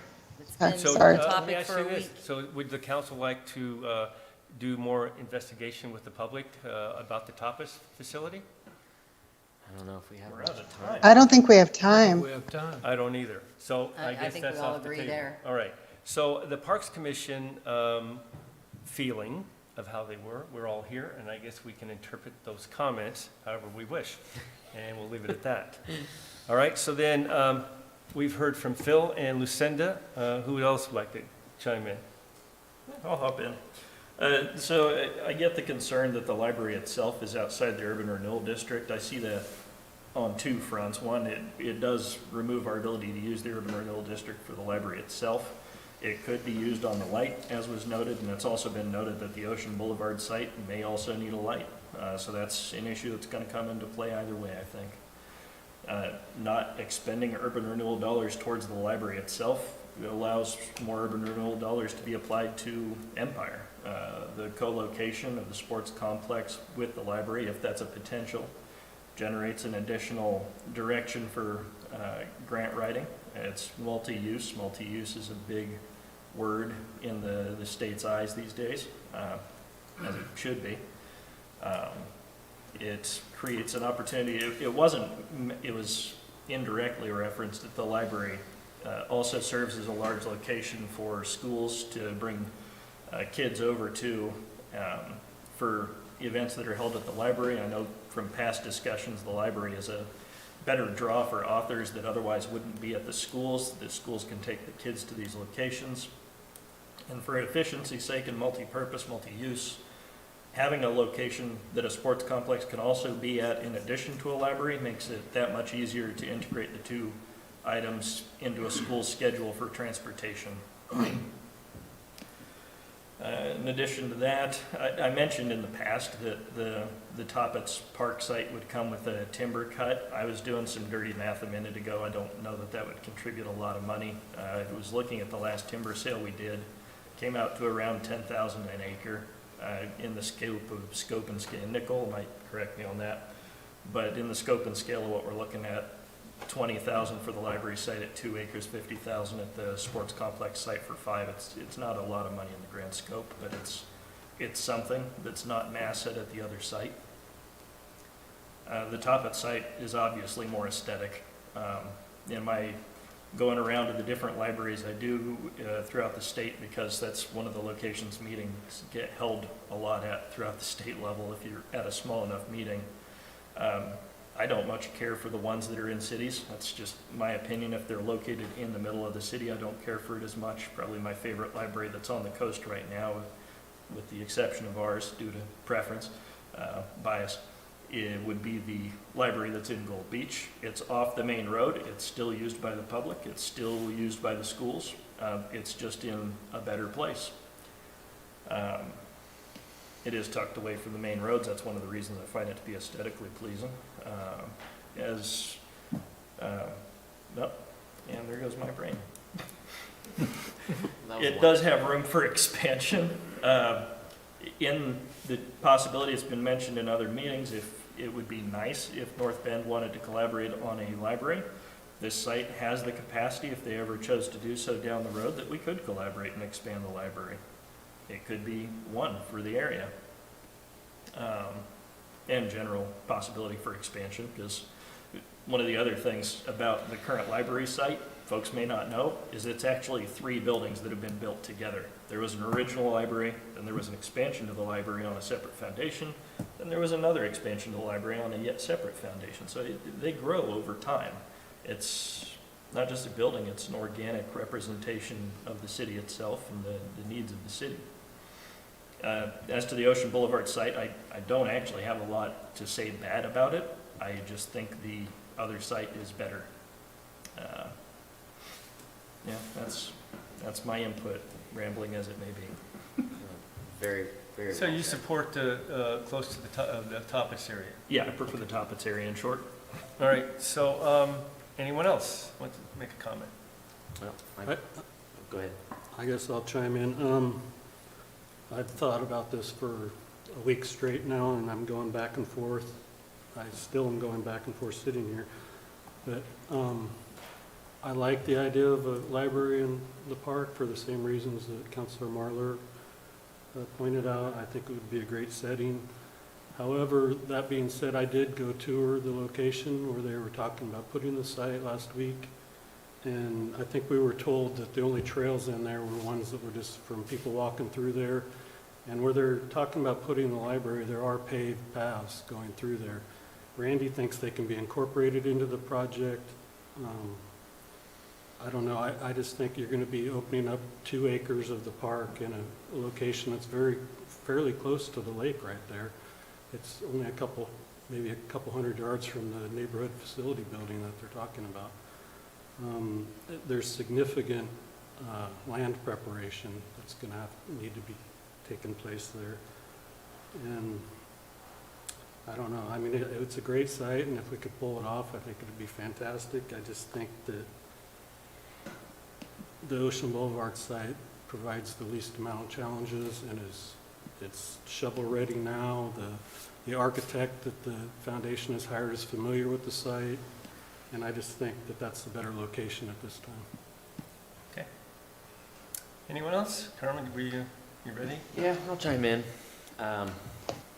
I'm a parks person, so in general, I'm leaning towards the Toppers location as well. I think Empire has the option of providing like a gateway experience into the park itself, with the library being its centerpiece. And in a lot of ways that Mingus Park is our kind of jewel downtown. It is off the beaten path, or it's not right downtown. That's part of its charm, and I think the library would be much more pleasing for as an experience if it was situated in a park, in a quiet place. It's closer to SWAC, could be utilized by the college students there much more readily. I really like the restriction, or the lack of restrictions in terms of size. There's no expansion if we go on the Ocean Boulevard site. It's going to be at capacity at the time we build it. And I don't know if anybody's been on a building project lately, but every project that I've built in the last 10 years seems to need to expand within X amount of time. And I think we're just kind of putting ourselves in a finite basket all of a sudden, or right away, and I don't see that as being a benefit. I understand all of the aspects of what is being said on the Ocean Boulevard site. I do appreciate that it's shovel-ready, it's ready to go. It is already in our possession. It will be easy to develop, but I don't know if easy is the right decision at this point. That being said, I see merit in both sites. So this is difficult for me. My preference is the Parks site, but hearing from the Empire Coalition and Library Steering Committee wanting to go to the Ocean Boulevard site, I could be easily swayed. Okay. Mr. Mayor, can I ask a question? Sure. I guess I see merit in both sites as well. I just feel like we're making a decision, and we really, in my mind, haven't had the fullness of time to really think about it. And we haven't given the opportunity, as I said, I think a little bit earlier, for the citizens to weigh in. And Roger, I don't know how quickly, or maybe we say we have both sites to consider to get money for. I don't know if that's realistic. I just feel like this is such a big project that making it, I think these conversations have happened just with the park itself in the last month. And I just don't feel like we've given it the fullness of time. And so I guess, Roger, can you answer that question? Can we go out and say, hey, we need funding, but we're considering both sites? Well, currently, the deadline we find ourselves at is with the legislature. We Right. have a lobbyist that wants to go before them, and they're in hopes of at least trying to secure half the cost, the development cost Okay. for new library. And they actually gave me a deadline last week on that. Not that, with that being said, not that we couldn't go with them and say, these are the two sites, this is what we believe. We actually have numbers from Joe Slack on the development, and I believe, if I understand correctly, Kurt, that at least the numbers he gave us was for deep foundation. Yeah, we just got the numbers from, foundation just got the numbers from Joe Slack. Yesterday I got them today, I think Roger got them too, and I'm sure you all were able to see them. In his estimate, he included cost for the deep foundation. We just got the numbers from Joe Slack the other day. I just got them today, I think, and Roger's seen them. In his preliminary numbers, we're updating the previous numbers that he gave us, and in the new numbers, he did the same thing he did in the old one. He included the cost of a deep foundation, not knowing for sure the site, whether it would need a deep foundation or not. Although I will tell you, in his notes, he said that he didn't think there were very many sites around here that would need some kind of deep foundation. But the estimated cost for the deep foundation for the library is $616,000, to give you an idea of the cost. So if you don't need a deep foundation, it saves you $616,000. If you do need a deep foundation, that's what it's going to cost you. Are you saying deep foundation? Is that what you're saying? And can you tell us what that is? Explain that. Well, not being an architect or an engineer, Roger could probably explain better, but in his note, we're basically talking about driving piling. Correct. Yeah. So does the Toppets Park have an issue with that? I mean, it's near a lake, it's a little bit, Well, we don't really know that because we haven't done soil investigations in either site to know one way or the other. And I think to round up the answer, I think what Lucinda's asking is, it would probably be best if we could come up with an answer for our lobbyist. It doesn't mean that we couldn't go back and say we have two sites and this is the estimate that we have to develop those sites. This is the worst case scenario. So, Roger, do we need to, forgive my ignorance, so the development costs, do we know what those are for Ocean? Or is it an unknown for us? It's still an unknown. Ocean. Okay, so both we have sides, estimates okay. on that. The cost to develop the park setting would be more because we don't have roads, we don't have utilities, and there is a substantial amount of land prep that would have to be done because of topography changes. And just by the sheer nature of that topography, we could be looking at the added expense of driving pilings. That's correct. So if I mean, I could- live out there, it's pretty wet, but if you look at the Ocean Boulevard property, that has been, prepped for development. If I could make a couple of quick comments. When the school board got the figures for building East Side School, they didn't think they were going to have to drive pilings, and they thought they were going to need pilings for the Marshfield Junior High. And that was what the architect told them. When the geotech engineer came on board, he said you have to have pilings in East Side and you don't have to have them at Marshfield Junior High. So it's still a roll of the dice. Looking at what kind of foundation you're going to need, you're not going to know until you get that geotech engineer to do that site survey. So it's not a given that Ocean Boulevard will not need pilings. And it's not a given that you'll need them at Toppets Park. We just don't know.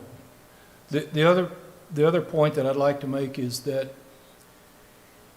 if that 25-acre parcel not being in the urban renewal district is a big game changer, I know Roger and I talked about doing that boundary expansion and bringing that into the agency.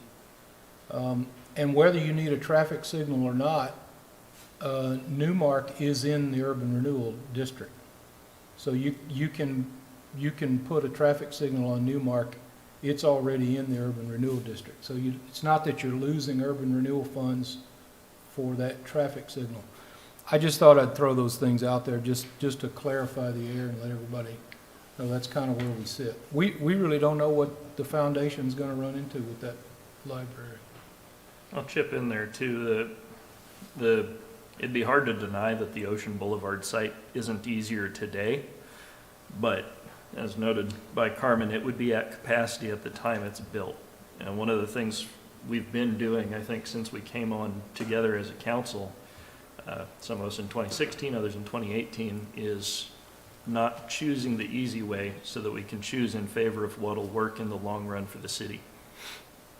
The easy way has been done before, and that's where a lot of the problems that we've had to address have come from. And I don't think choosing the easy way now will appropriately prepare either ourselves or future counselors for the needs. And if we build it at somewhere that can't be expanded, we save money today, but down the road, somebody else is going to have to go out for a bond again. And at that time, there will be a need again, and it may not pass. Well, So I don't think it's the best idea. there's a couple of points that I wanted to piggyback on, and one of them is the easy comment, so I'll just take over from there if that's okay. We are still a business, and we have to operate within our capacity. And I know, and if this is an easy decision, I hate to see what easier is, because this is not an easy decision that we're making right now, just for the very reasons that everybody has stated here. But easier is important at this time because we have so much writing and we don't have a whole lot of time. I have always been one of those people that tries to look at everything from both sides, from every angle. It's just my nature with my career. And there's been so many valid points that have been made here today, and if my thinking could have been swayed, it's all the points that have been made tonight. I don't usually get mired in something like this, but clearly I am in favor of Ocean Boulevard. I was really excited about Toppets Park. I've had a week to think about it, go and look at it, talk to people. It makes sense. Gateway. The very thing that you talked about being a gateway to that park is the very thing that both Councilor DeNovo and myself brought up about being a gateway to the community of Empire.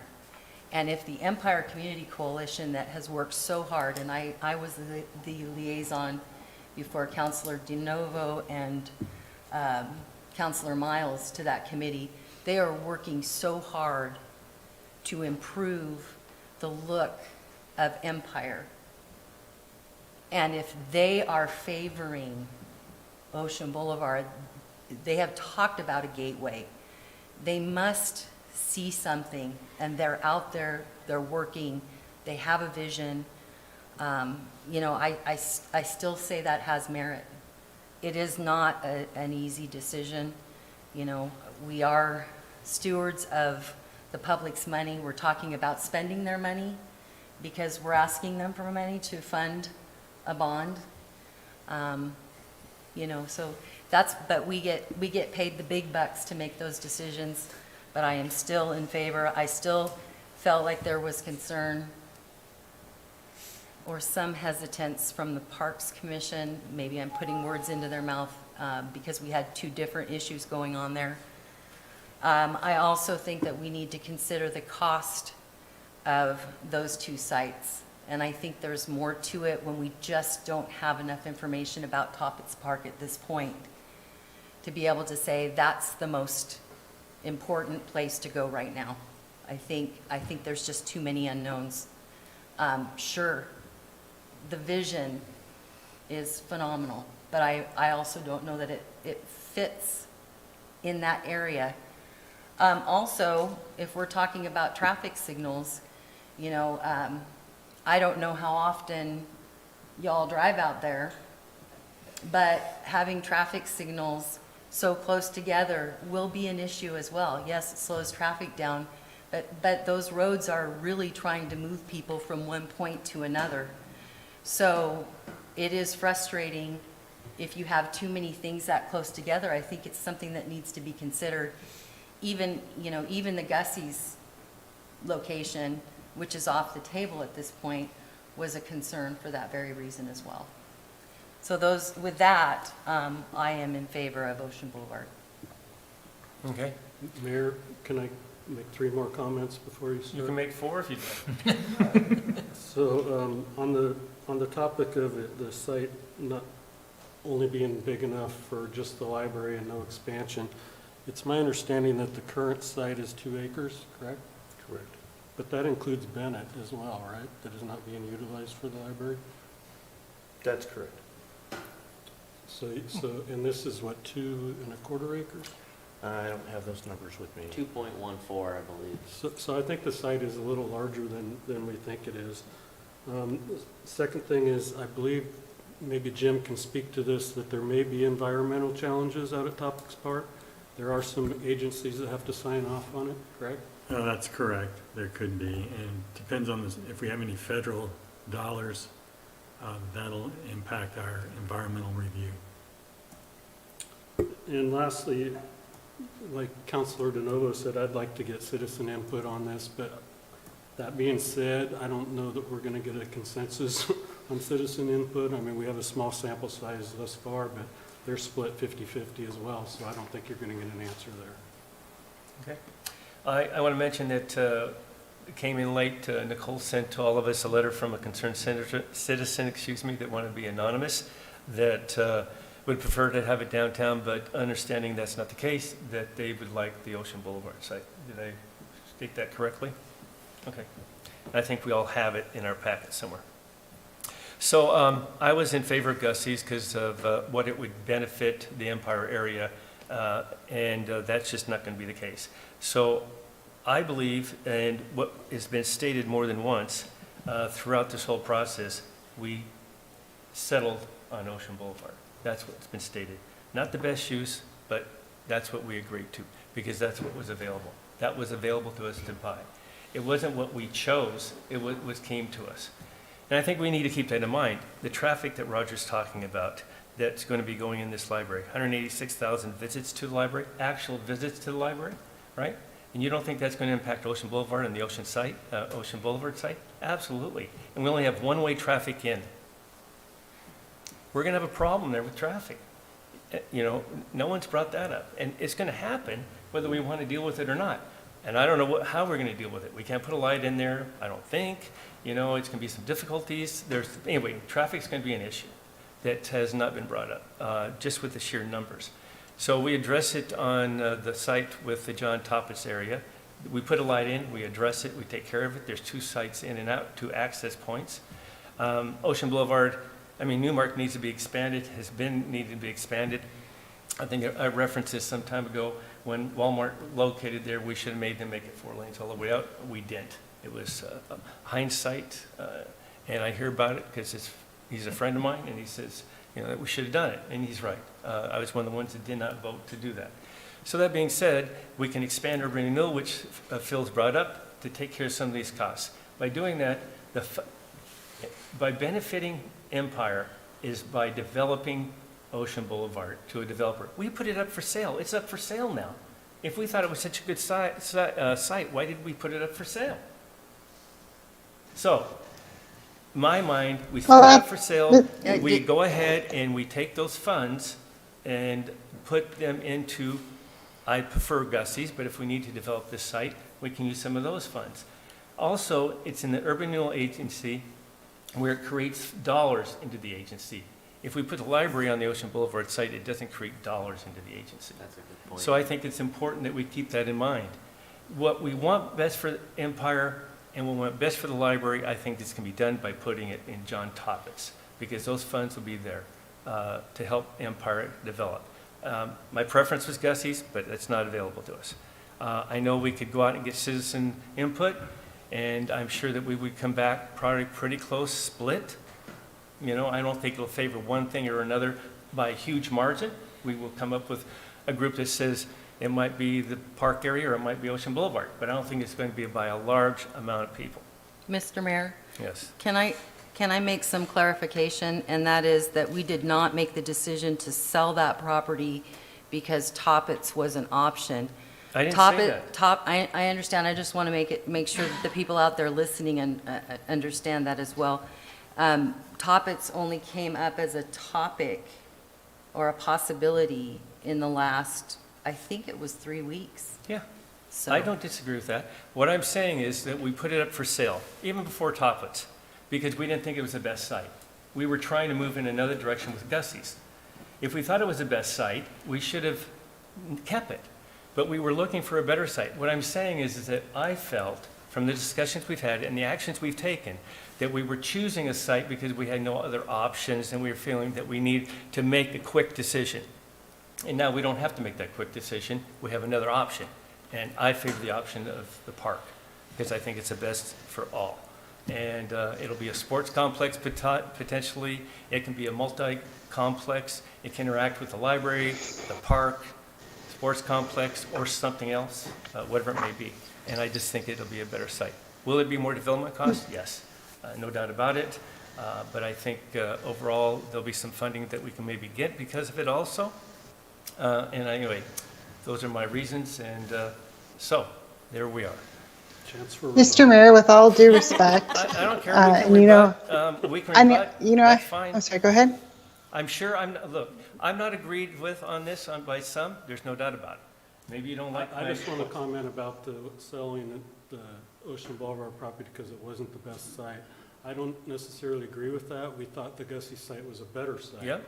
But the Gussie site is no longer in place, so now I think the Ocean Boulevard site is. I understand that, but the Gussie site was also going to be a lot more expensive than any of these other sites. It was going to be $1 million just to purchase the property, not counting taking it down. And I think we forget about that. We talk about the cost on the park side, but I don't know if it'll be even close to what Gussie's was. But we were willing to forego that cost and put that cost in there because we thought it was the best. Roger. Mr. Mayor, the only thing I was going to say, with all due respect, we talk about, I'm sorry, I'll drive it home one more time, making a decision with new information that we've had for 3 weeks. That is the quickest decision we've made. And I just worry that we haven't had the fullness of time to think this whole thing through. And so I go back to Roger and ask this question. Roger, can we go to the legislature and can we say, can we ask the question, or propose that we have two potential sites. If we're going to give the same development cost number, and then let's engage the community, let's engage the citizens and find out what they want. And then we will have really done our due diligence. If that is the direction of the council, I know we could. I have concerns if we did that, we'd be missing opportunities to apply for more funds, because if we didn't know between the two, we wouldn't be able to apply for any funds that relate to the co-location of libraries and parks. Either way, we're gonna have I think we are planning to have the disaster preparedness aspect to it, so there would still be a multi-use aspect, but it wouldn't have quite as many opportunities in terms of grants as the top at the site. But I can also see Lucinda's point, so. And and I understand where Lucinda's coming from on this, but if I was sitting at the legislature and I had a lobbyist come to me and say, the city of Coos Bay is looking for some grant funding, but we're not sure what site we want, but will you give us some funding? I don't know how that plays out, I don't think that plays well in my mind, but I can't say, that's just my opinion, so I can't say. Well, and the Library Foundation has already started a capital campaign, and it makes it difficult on them as well. Right. Roger, you were going to say something else, and then... Well, I was just going to add some clarification that I don't think changes the outcome of whatever decision is going to be made here, but as to the sale of the Ocean Boulevard property, decision was made to put it up, to list it for sale on contingency that we received another piece of property. Because we were having some difficulty even contacting the owner of Gussie's, that actually hasn't listed yet. Our realtor was very concerned about getting it on the actual listed for sale. So it really hasn't happened yet. But I don't believe it plays in the outcome of whatever decision you want to make. If you wanted to stay at the Ocean Boulevard site, and if it had been listed, we just pull it off. So I'll just correct my comment then. I'll say, okay, we didn't put it up for sale because I'll put it this way, that we never felt that this was the best site because we were always looking for another site. We felt that Gussie's was going to be the #1 site. That was our intent. That not being the case, now another site has come into play. So now that's what's happening. So I'll leave it at that then.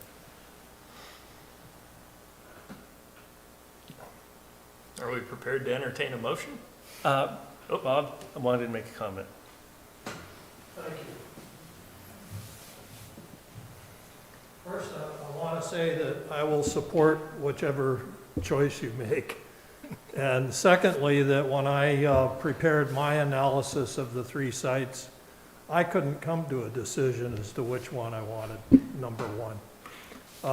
But I did want to make a comment. You talked about the traffic issue on Ocean Boulevard, and I haven't heard it mentioned, but you need to think about the traffic problem on the Toppet site with Hull Street and Norman Street, both of which are very narrow residential streets in a high-density residential area with a lot more foot traffic actually than is on Ocean Boulevard, and 186,000 visits going down those 2 narrow streets.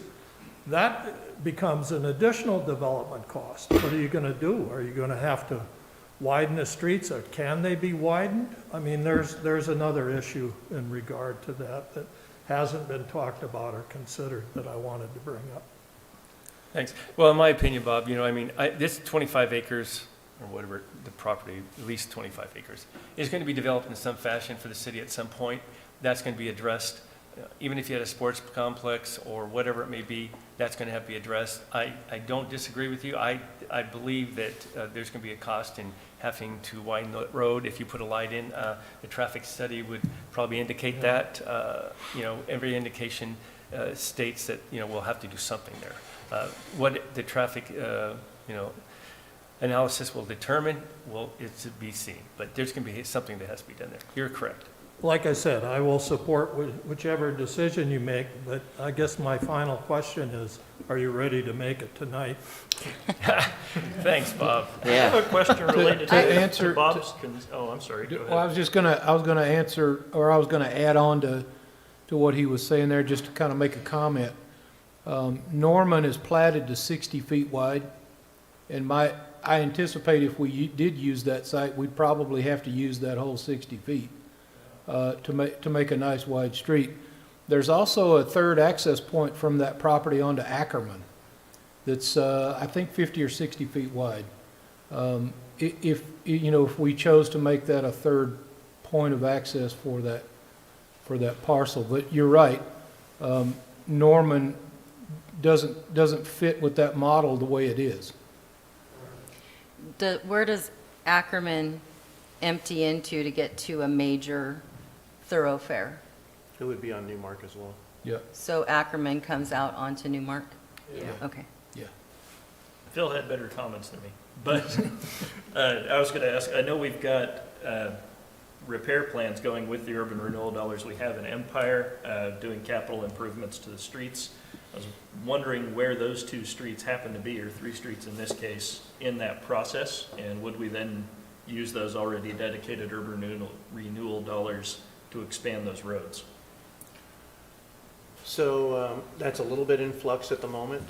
We know that should the development occur at the Hollering Place, that we do have to undertake one needed improvement to an intersection, and that's going to be Newmark and South Empire Boulevard. And based on all of the analysis we've received to date from at least 3, possibly 4 different traffic engineers, that the only thing that works is a roundabout. While we would hope, and we are in the process of applying for an EDA grant to undertake some of those needed costs, there's no guarantee we're going to receive it. So we've held the dollars that still remain in traffic or street improvements in abeyance for that potential cost. When does that roundabout have to go into place as far as the Hollering Place development? Before the lower bluff is developed. And actually, it wouldn't be just that. It could be just the lower bluff, but if the property to the north gets developed, that's largely undeveloped industrial land. If any of that gets developed, it will probably require, all by itself, an improvement to that intersection. That's in the direction of my office? That is correct. Okay. Just You curious. working on that? I haven't heard anyone. I asked about it at one point, and Sauce Brothers told me I would have to buy all 78 acres. All right, any other comments from anyone in the library or anyone in the council? Just one more question in regards to what Bob brought up and Councilor Marlar. Do we have the capacity to expand that road to 60 feet at Norman? There's a big development going in there right now. Or their property development that's going in there. So we have had a recent site plan review through the Planning Commission for the property at the, that'd be the northwest corner of Norman and Newmark, and that was for development of a new Taco Bell. So that's been approved. As long as you have your right-of-way, you could make it wider. There are no other developments on that section of the street with the exception of the National Guard Armory. And that would be, if their fence is over the line, then we would just moving the fence, but still not without cost. Any other comments? Anyone? Okay, pleasure of the council. Who wants to do what here? I'll move that we approve the John Toppett site for the library. Second? It's been moved and seconded to approve the John Toppett's Park location. So can we do a roll call on this, just to make sure? Probably a good idea. Please. Because I think we'll end up doing it at the end. Thank you. Okay. So in favor of John Toppett's, Lucinda DeNovo, Nay. Drew Farmer, Aye. Stephanie Kilmer, Nay. Phil Marlar, Aye. Carmen Matthews, Aye. Rob Miles, Nay. Mayor Benetti. Aye. Aye.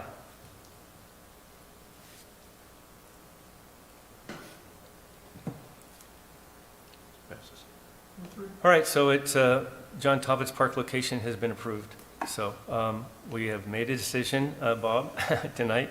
And so hopefully everything turns out well, and this will be a great site for all. And hopefully everything will come about for grant money, getting the bond passed, and we can move forward in trying to get this to be a successful project. So anyway, thank you for everyone for their time and their input, the staff, the library committees, the council, everyone. So a lot of time and effort went into this. So I want to thank everyone.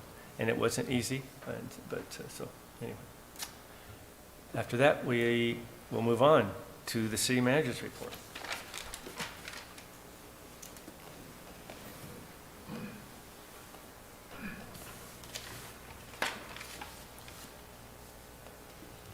A PowerPoint, Roger. We have a slideshow. We actually got it. You want me to dim the lights? Sure. Okay. So I know you just had one difficult topic, and I'm afraid I'm not going to give you an easier one. As most of you know, the city has been working to not solve, because it's not an issue we can solve, but address some of the homeless issues and impacts of homelessness in our community. You had established a homeless work group, and then back in October, you received a proposal from the Devereaux Center with a desire to establish and operate an urban camping site for homeless at a property the city owned in Empire. The proposal was based on a model that's being used in Medford and is being used successfully. We've actually had staff that went down to evaluate the site and its effectiveness, and they were very pleased in the manner in which it was operated. I think the thing that made it so much different than what we experienced with the kind work of the Methodist Church was it had 24-hour supervision, and it limited the amount of people that could be in there, and if there wasn't strict obedience to the rules, those people were moved out, and new people who wanted a helping hand up could be moved in. While you, as the council, expressed your support for a project such as this, you were not in favor of the site. If I could, not to put words in your mouth, if I understood correctly, part of the issue was, one, it's in a residential area, and two, that site was exposed to the elements and next to a beach that was commonly used by residents and tourists alike. One of the things that you suggested was that we maybe look at other properties that were possibly in an industrial zone so that we could, and away from residential, so we could limit conflicts. A number of sites have been explored, but none that were acceptable or attainable have been identified. Staff believes that something needs to be done in an effort to try and at least curb the direction we're going in our community.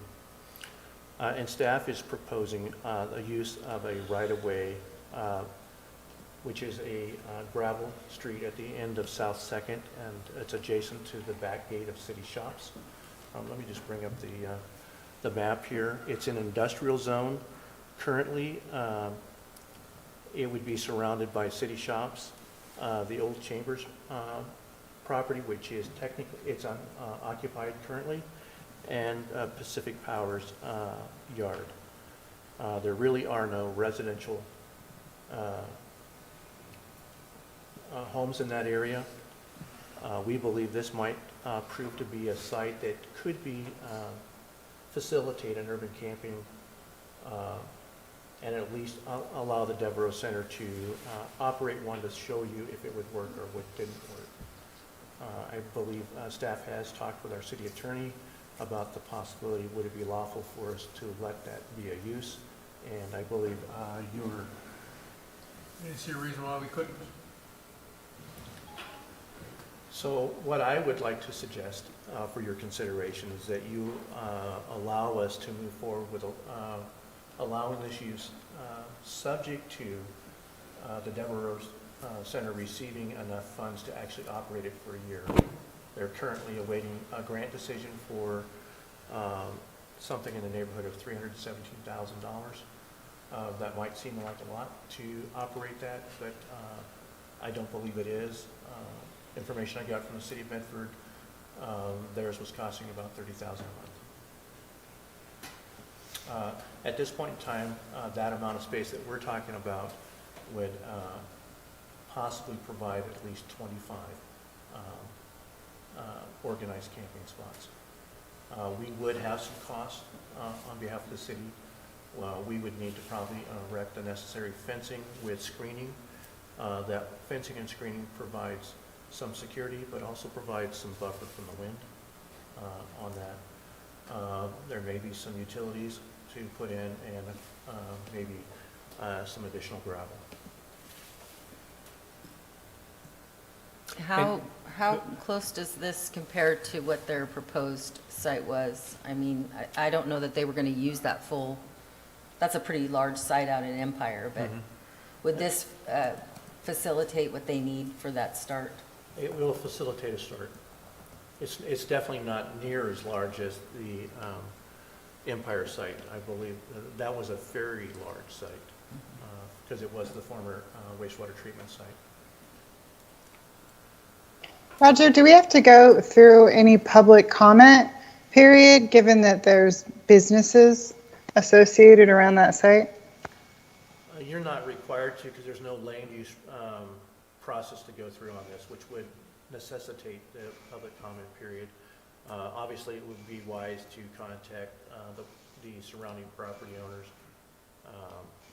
You do have Pacific Power on the east and the old Chambers building, which currently is unoccupied. I believe one of the cab companies using the open or the enclosed fence area to the west to store their unused vehicles.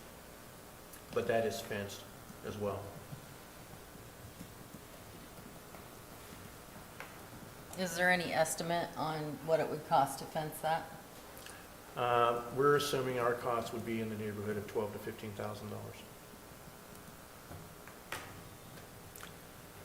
And did I understand you correctly, Roger, that we have, Bill Richardson said they would pick up the garbage and trash at no cost? We've had, well, I did talk to Bill Richardson of Lessa Sanitation, and he said he would provide the trash services at no cost. And we did have an offer from a developer who said he'd be willing, if one was established, to pay for the necessary porta potties. Roger, we have, I think, as we all know, a large group of the homeless population in Empire Lakes, and Tapas Park. So my question is, has the Devereaux Center given us any idea of who might be using this site? It's an application process, isn't it? It would be an application and referral process, and I believe the Okay. Our staff would be involved with that selection process as well, at least have some input. Okay, thank you. So if I might share, we held the second homeless work group meeting of the year in late February, and this was a major topic of discussion. And in that discussion over, the whole process, one of the things that we learned, and we knew, but we had learned and was reiterated, is that the city has tried to make some sort of an effort to, I don't want to say deal with, but to work on this issue. And the reality is that the homeless or unhoused situation that people are in is not going to go away. And the homeless work group has tried to put a focus on, okay, what can be done to alleviate some of the pressure in neighborhoods or business districts and things like that. So in the discussion at the homeless work group meeting,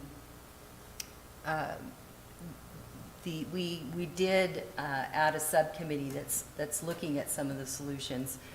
But one of the very things that they're talking about is this urban campground that focuses more on getting people to services and then moving them into situations where they're not unhoused.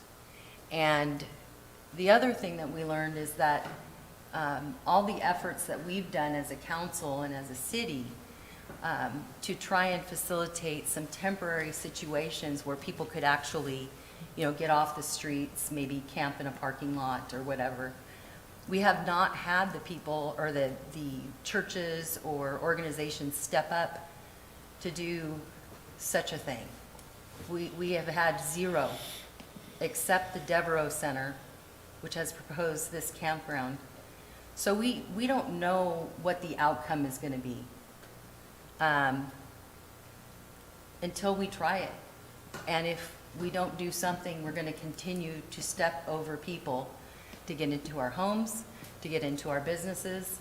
And this is an opportunity where we had somebody actually step forward and say, we have an idea, we have a plan, we have a process, the very things that we have talked about, the process to make sure that it is effective.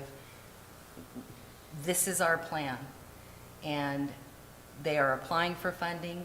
They have to spend a certain amount of it by a certain date. I believe that's July. Correct. Or, they have another problem. So timing, again, is an issue with this. So I hope that helps, but it's a step in the right direction, in my opinion. I agree with Stephanie. I mean, it's something that we need to do and address, and we have our committee, and they've been dealing with this and trying to find resolve, and this is a step in a direction that we need to go. I mean, we need to do something, and we can't ignore it, because as Stephanie said, it's going to continue to get worse if we just ignore it. And the only one that has stepped forward at this point is Tara out there and willing to do it. And I commend her. I mean, this is a thankless thing to do, and she's doing it, and it's a benefit to the homeless, but also it's a benefit to the community. And so I think it's a step, and it's something that we can try. It's work in Medford. In fact, our resource officer went down there, Babs and Tara both, and we're very impressed with what was going on. And it is an expense of $30,000 a month. I remember on our League of Oregon Cities conference that we had. Others, how they feel about this? So, Stephanie, I know you guys have probably talked about this a lot more than what I've heard, but this just feels like an awfully small spot. And my anticipation is that it'll be successful. We all want it to be successful. So are you already thinking down the road, where's our next one gonna be? And trying to figure out what the next spot will be like? One of the topics that we discussed in that meeting was if the option was available, if the Devereaux Center's one-size-fits-all wasn't going to work, could we look at a smaller site and see an outcome from that, how it works, and maybe get these campgrounds in other places, not necessarily just within the city of Coos Bay. We have a homeless, unhoused problem in the state, but, our neighbor, North Bend, has my business is over there, has an issue. The county has issues. So it's a start. It may not be what we need. But it should serve as a good model. But it could be a model. That's the word I was looking for, a Okay. model. All right, well, I'm all for it. I just wish it was bigger. Well, and I would say that we chose this boundary in the event that the Chambers building becomes operated again, because there are some large overhead doors that face that right-of-way, so I didn't want to encumber that. And to be honest with you, if we needed to enlarge it, I would challenge our staff to figure out how we could use a portion of the city's shops behind the building that you see pictured there. It might be a challenge, but I think it's doable, or we need to find other I'm sorry to say I locations. haven't been able to attend the last two homeless work groups due to medical and then work, but I do talk to some of the members outside of, who are on that committee, outside of that committee, just because colleagues and what we do. And then other resources. One of the things that comes up is it's sometimes the better case to have a smaller site and multiple smaller sites. Concentrations of any population lead to concentrations of mindset, different challenges pop up. It prevents integration when you just create one big, large plat where all of the same people are. So having multiple smaller sites can be beneficial in that sense. Folks can encourage themselves and move on from there. And then just logistically, it's a lot easier to get around a smaller site to do what you need to do as a case manager than it is to have essentially a small town that you're wandering through. That makes sense.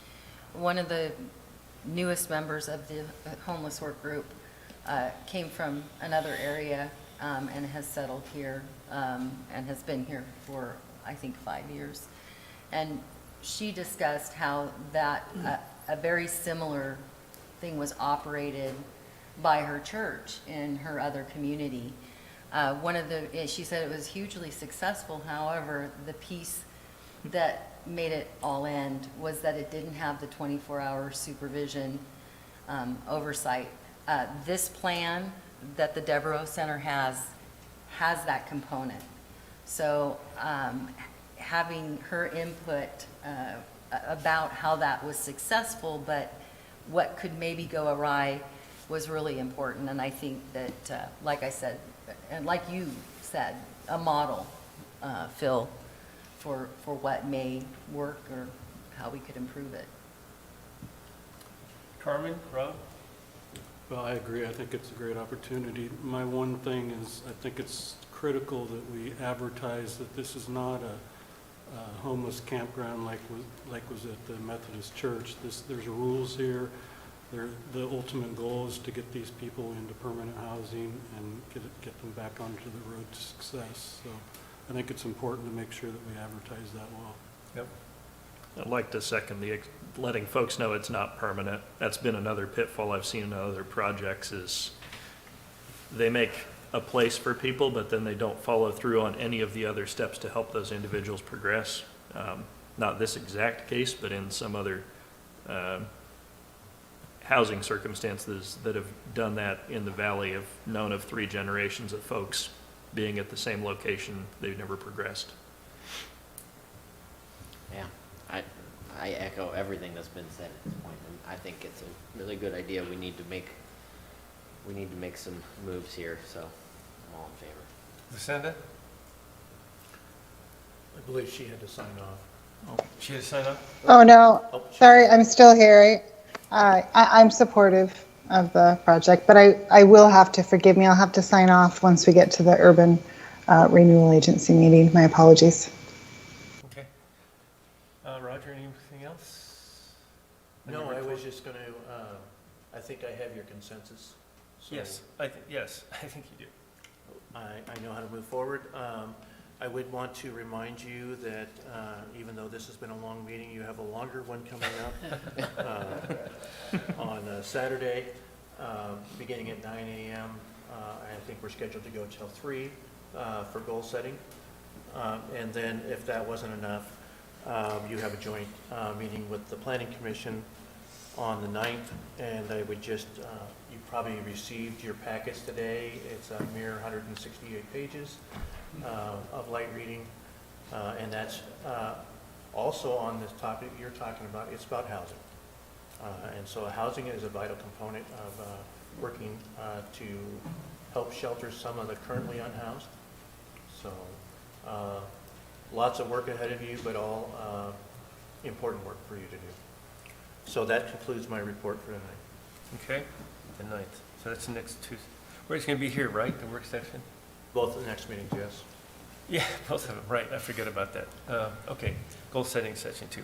Okay, council comments. Lucinda? You have any council comments? No, I don't have any comments tonight. Thank you. All right, Drew? Looking forward to the meetings getting shorter when we hit budget next month.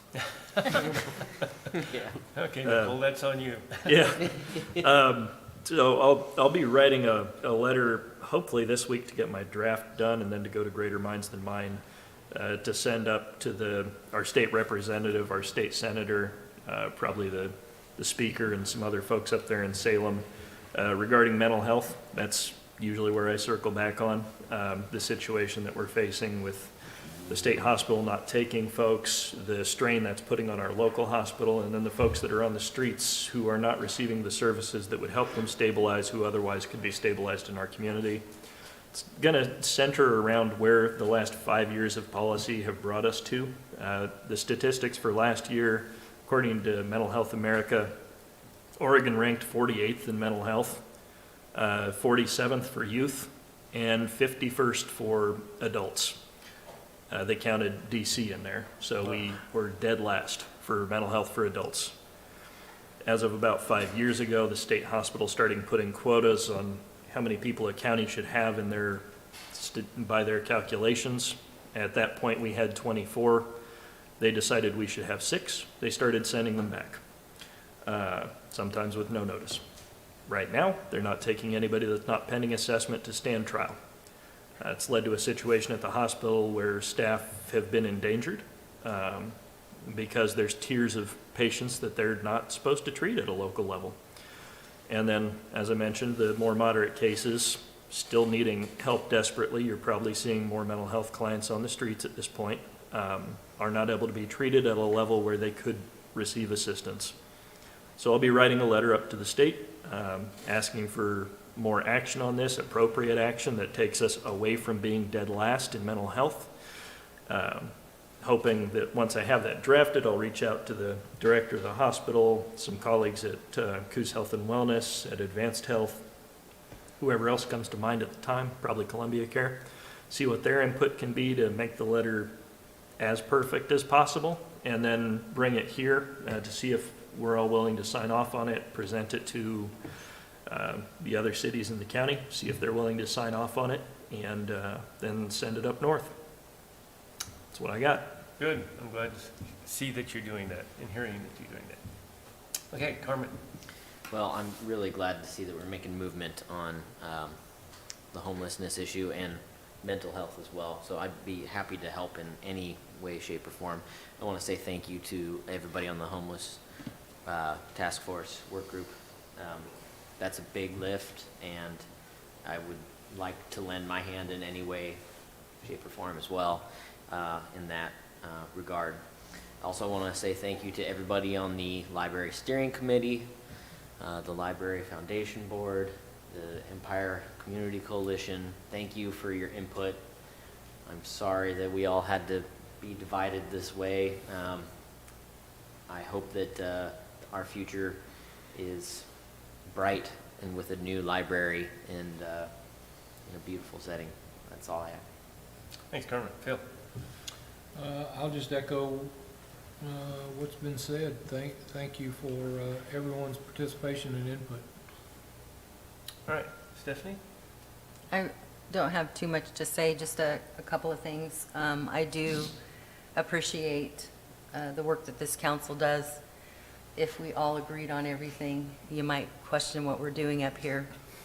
And I think what happened here tonight is also what's happening out in the community. There's, a lot of good things that people are thinking about, and these conversations are great as well. It helps us make a better community.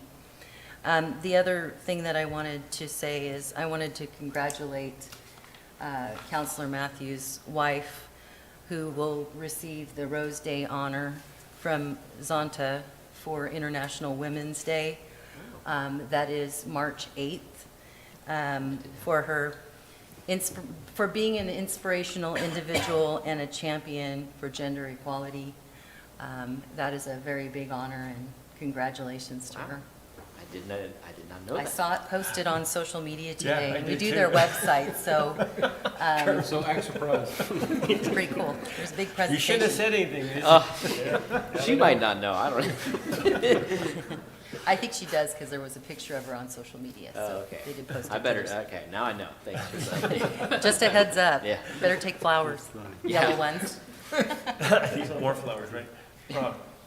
Just a couple things. First, I want to thank the library board, the library steering committee, the library foundation, the Friends of the Library for all your patience over the past several months while we made a decision on this new library site. I hope it's evident tonight that we really just want to put the library in a position to be successful. And secondly, I want to report that Coos Health and Wellness will be doing a COVID-19 vaccine clinic this Thursday from 10 to 2 at the Boys and Girls Club Tennis Center. Nice. And they're also doing the fire station, right, this weekend? Mark, for sure?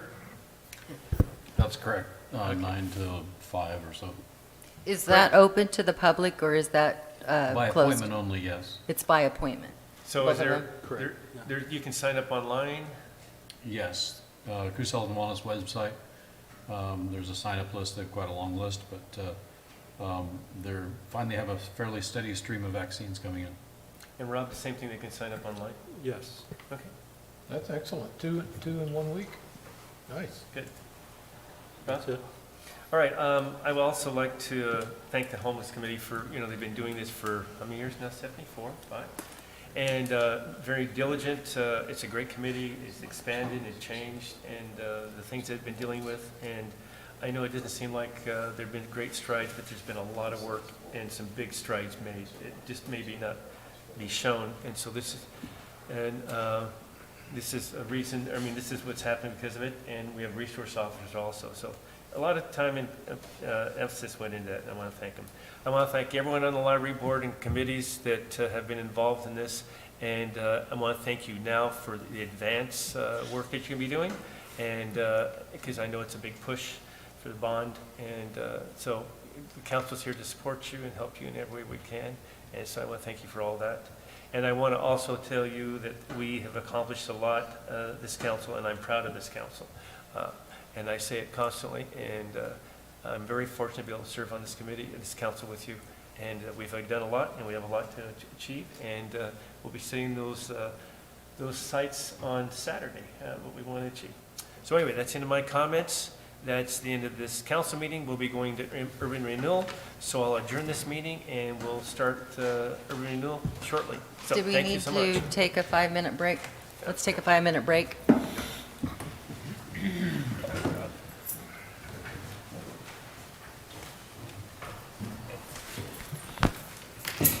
Get some coffee.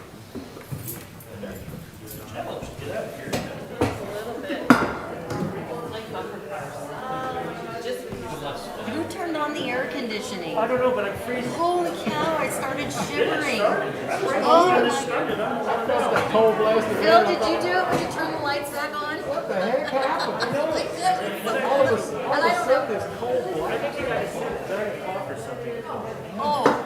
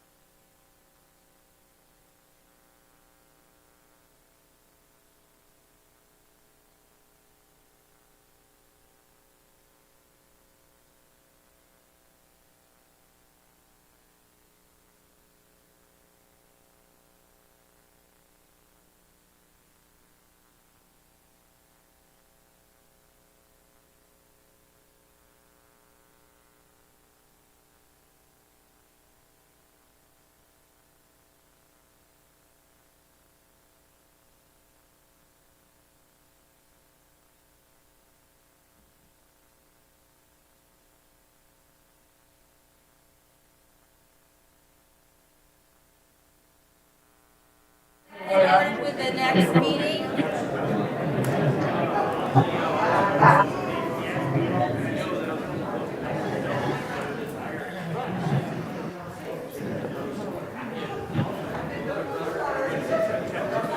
Ready for another 2 hours? Ready for another 3 hours?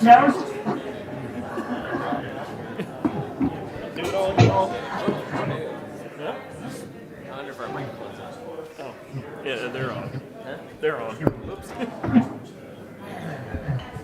Well, Yeah, thank you. Where is everybody? Should I go ahead and hit it?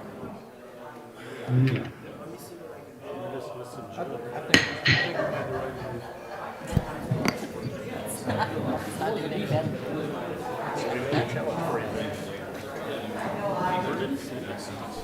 Okay, I'm coming, Stephanie.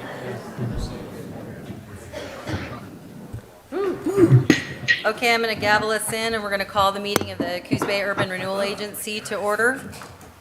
And our first item on the agenda is public comment. I have one. Steve, did you want to comment, or did you want to wait for the agenda item? Okay. Any other public comment? All right, then we'll move on to the consent calendar, and how does the board? I'll make a motion to approve the consent calendar as presented. Second. Okay, we have a motion to approve the consent calendar and a second. Any discussion? All those in favor? Aye. All opposed? Motion carries. Our next item is the approval of urban renewal improvement grant request for 1127 South Broadway. Jim, are you taking this? Yes, ma'am, I've got this one. The property owner at 1127 South Broadway has submitted an improvement grant application for repairs to the north and east building facade. The applicant's project includes repairing water damage, sealing existing concrete, and installing a vapor wrap on the north and east elevations, installing tongue and groove cedar hardy plank siding, replace 5 windows and 1 exterior door, and replacing exterior lighting and painting or applying a stain sealer. The design assistance team reviewed the project last month and made some recommendations for inclusion into their consideration of this grant. And once this grant is awarded, if it is, there's a remainder of $31,624.46 in the Downtown Urban Renewal Facade Program. That's out of a total of $750,000. So there's a lot of interest and projects in the pipe for these funds. And if it pleases the agency, approve the proposed improvement grant for up to $25,000 of eligible expenses. That's a 50/50 grant for the Urban Renewal Agency Downtown District, subject to compliance with the design assistant team recommendations and required permits. Thank you. Thank you. Well, I, like the rest of the board, have reviewed the application as well as the drawings. It looks like it'll be a significant improvement to that area. Is the applicant here? I don't believe so. All right, does anybody have any questions? All right. What action would you like to take tonight?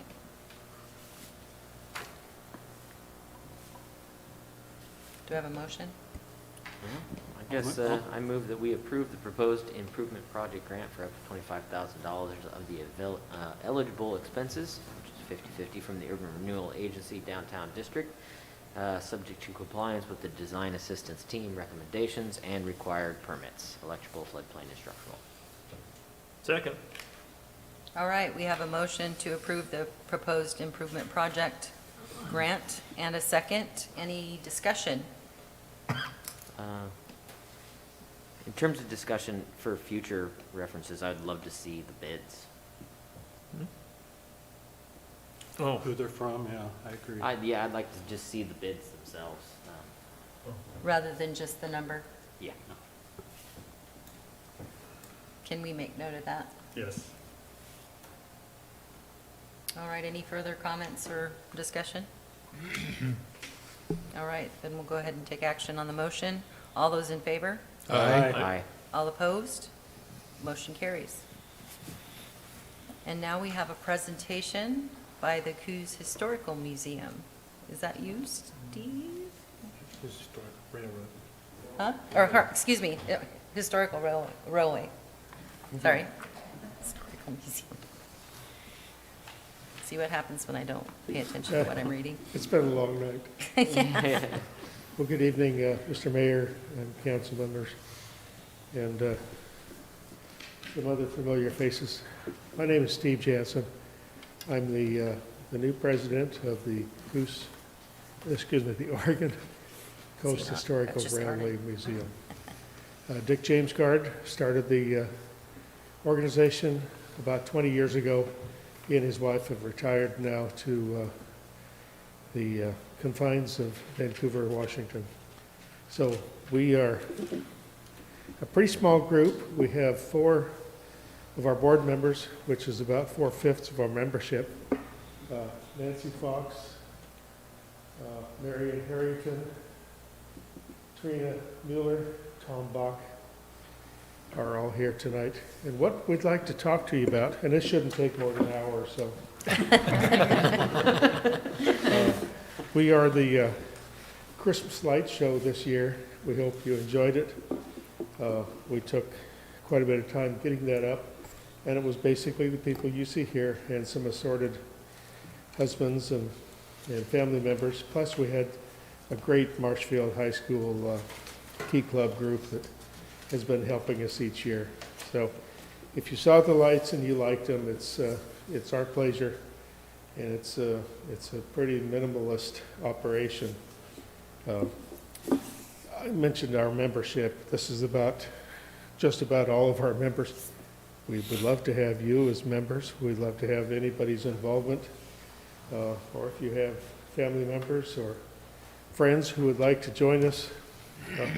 You don't have to know anything about railroads. I didn't. I was born and raised here, lived here in the area most of my life, except for courtesy of Uncle Sam, lived all over the world. But I'm back, and I enjoy this. I have a county job now. Every year when you get your tax bill in October, you can think of me. And we're here to help. We really are. We're your friend. So what I'd like to do, and we do have a slide for the night. If you just give It's me up. It's up. yeah. It's a PowerPoint show. We have a small piece of property courtesy of the city of Coos Bay. And was that urban renewal? That is. Thank you, urban renewal. We have 3 cabooses. We have a big engine, a medium engine, and a small engine. The one being shown right now is I think it was built in 1942. It's a steel construction. We have a green caboose, which is built in the late 40s, which, as you know, at the end of World War II, we're still short on steel. So it's a steel frame with a wood body. You know what happens to wood when you leave it out? It rots. The steel rusts, the wood rots. The paint on everything deteriorates being left out in the elements. And you might see where we're going here. We have planned and thought for years about a shelter, and it's a very simple barn type covering. I'd be glad to pass this. Everyone look at it a little closer.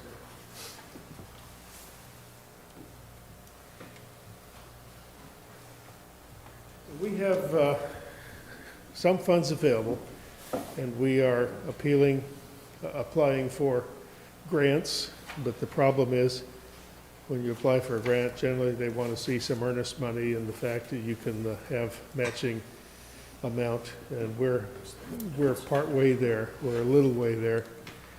For years, we've been scraping and scratching everywhere we can to generate our own funds, even to the point of collecting our soda cans and bottles, and we don't let a thing go to waste. And we would like to appeal to the Urban Renewal Board here for your consideration to help fund us to get started, get the seed money to have engineering and the design completed for shelter for our two little tiny spurs. We do have some drawings, and I think they're from probably 15 to 20 years ago. The shelter that's sketched on the back of here, I think Butch Schroeder drew that up years and years ago. We've talked to various victims, friends around the area, asking for their input, and the input ranges all the way from put a shelter over it before it turns to a pile of rust, and the other extreme is get the engine running, hook some cars up to it, and make it a moving museum. Well, you talk about expensive, that's incredibly expensive.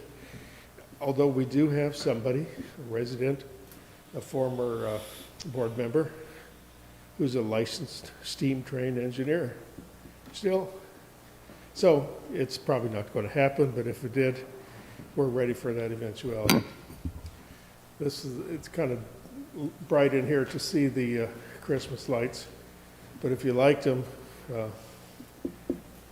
talk it up, speak up for us. We love having it there. So what we have is the steam engine, the 104, which was built in the early 20s, and it ran all the way down to the south end of the county and down to the Siskiyous. We have, actually this is the old Coos Bay train station, which used to be in the property right across from Towers. And it didn't move very far, but that's our new home. It's got a new roof, and we've made some cover improvements to house the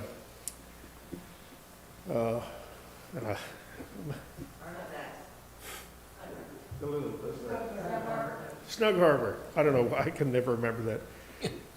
I grew up here, I rode on that as a kid. Anybody else? Yep. Stephanie? Oh, if you didn't, you missed it. It was so cool. Is that the miniature train that was on one Yep. of the You previous rode on it. slides? You have that out? We do have that. It's under, right now you can't see it, but on the north side of the building Down there. is a shelter, and that's it. That's the Snug Harbor. And it is a steam engine, and it's got the little open cars. I think there's 3 more cars than what you see right here. But if we could get that going, talk about a classy tourist attraction. As it is, when we were putting up the Christmas lights, museum is closed, sadly. People would drive by and see us out there climbing on the cars. They wanted to come in. They wanted to come in. Even on cold September, October days, they wanted to come in and see it. And you can't believe how many people will drive past and see the lights on, or see us out there working on it, make a spin around the block, go past McDonald's and come over, let us in, let us in. But what we need is your help to get a shelter, something like this. It has been described, it would be a simple steel construction with a lot of gingerbread to make it look like the turn of the century vision that we have on the drawing. So, again, I would ask if you're interested at all to join us or spread the word to join us. We do need membership and we do need involvement. Can I answer any questions for you? So what's the cost of this? Well, you've already spent all the urban renewal money. No, that's on the Empire. facade program or the improvement program. Oh, well, I appreciate you having us here on a nice, easy, short night. But we have a very modest request. We'd like you to consider of about $100,000 would get us in the ballpark to get matching grants. We don't have hard estimates yet, but we think this will be in the vicinity of $300,000 to $500,000 to get our shelters up. And that 100,000 that you're asking is for engineering and design? Right, design and engineering.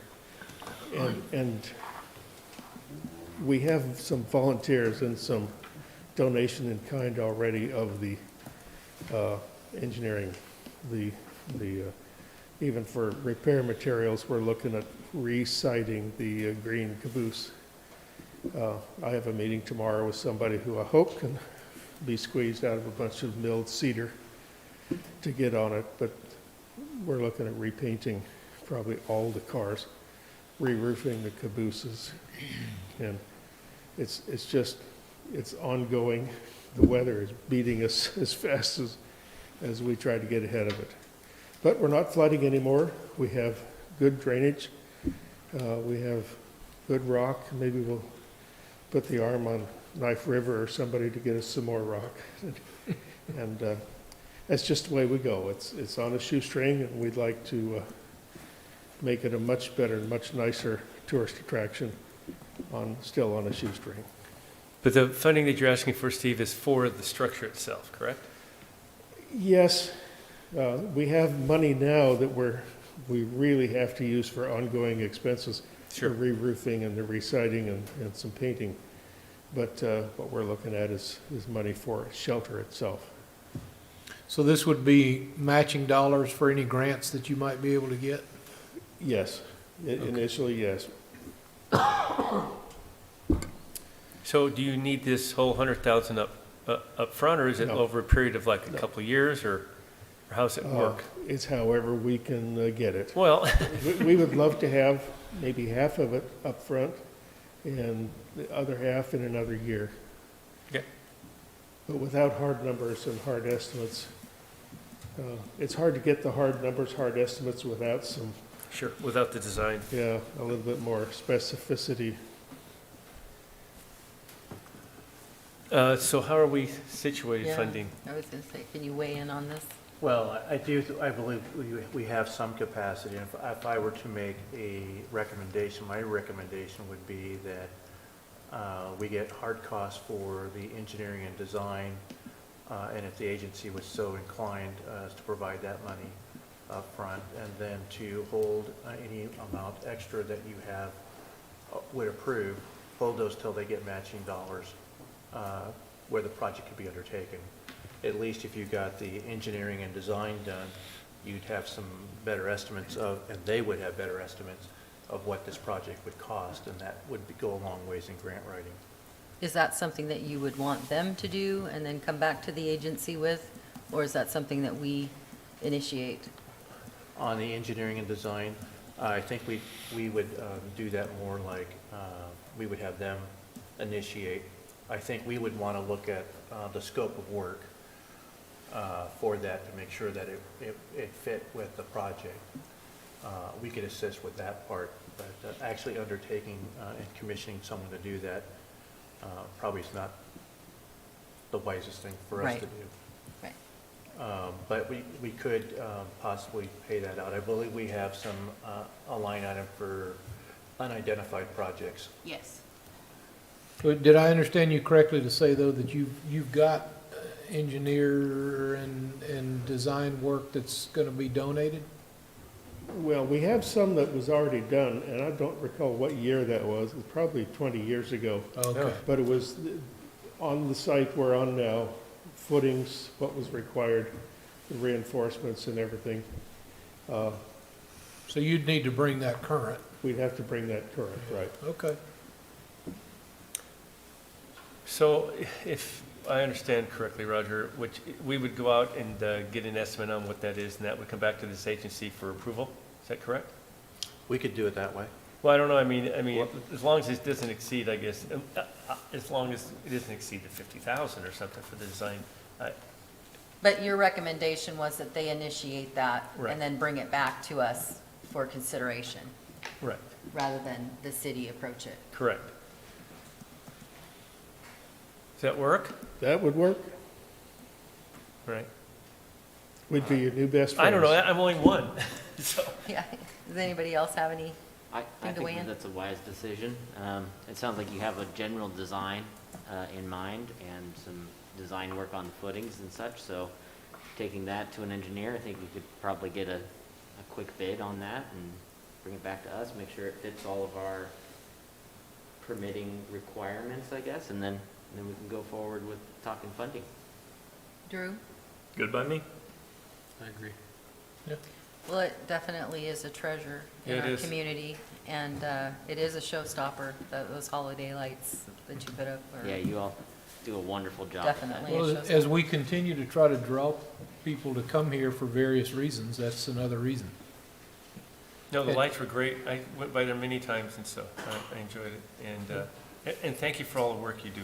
I know it's a lot of hard work, and so thank you. Well, thank you very much. Now, we'd love to see Phil up there on top of Yeah, the exactly. I was just gonna say we should have a council work session at the Wait a railroad minute. station. Done. You better talk to my Done. husband about Yeah. me being on ladders. Little train still run, we can sit I on just that. find it ironic that an airline pilot comes and asks for money for trains. I just, Hey, and I'm scared of heights. Altitude doesn't bother me, but I don't like walking on top of the cars. Planes, trains, See- and automobiles. See, Steve, that's dedication for you. there you I tell go. you, the things I do for this place. All right, well, I think we have direction. I do. Thank you very much. Thanks, And if Steve. there's anything we can answer for you on this brochure or the spring newsletter, we've Thank got you. contact numbers. I'll answer you anytime. Thank you very much. Thanks. Thank All right. you. Thank you for- Thank you all. For holding out and waiting for us to get to that Yeah, item. you guys are troopers. All right, our next agenda item, better put my glasses on, is the approval of additional funding requests for public infrastructure improvements for the Coos Bay Village development. Are you taking that, Roger? I will take that. And I will just share that this item and one more that wasn't on your agenda, both have a similar story, and that is the increased cost of development. You don't have to go very far right now in talking with developers to hear the hue and cry that the cost of doing development right now has gone up multiple times for materials and goods. What we have before you is something we talked about at last week's work session, and that is the Coos Bay Village development.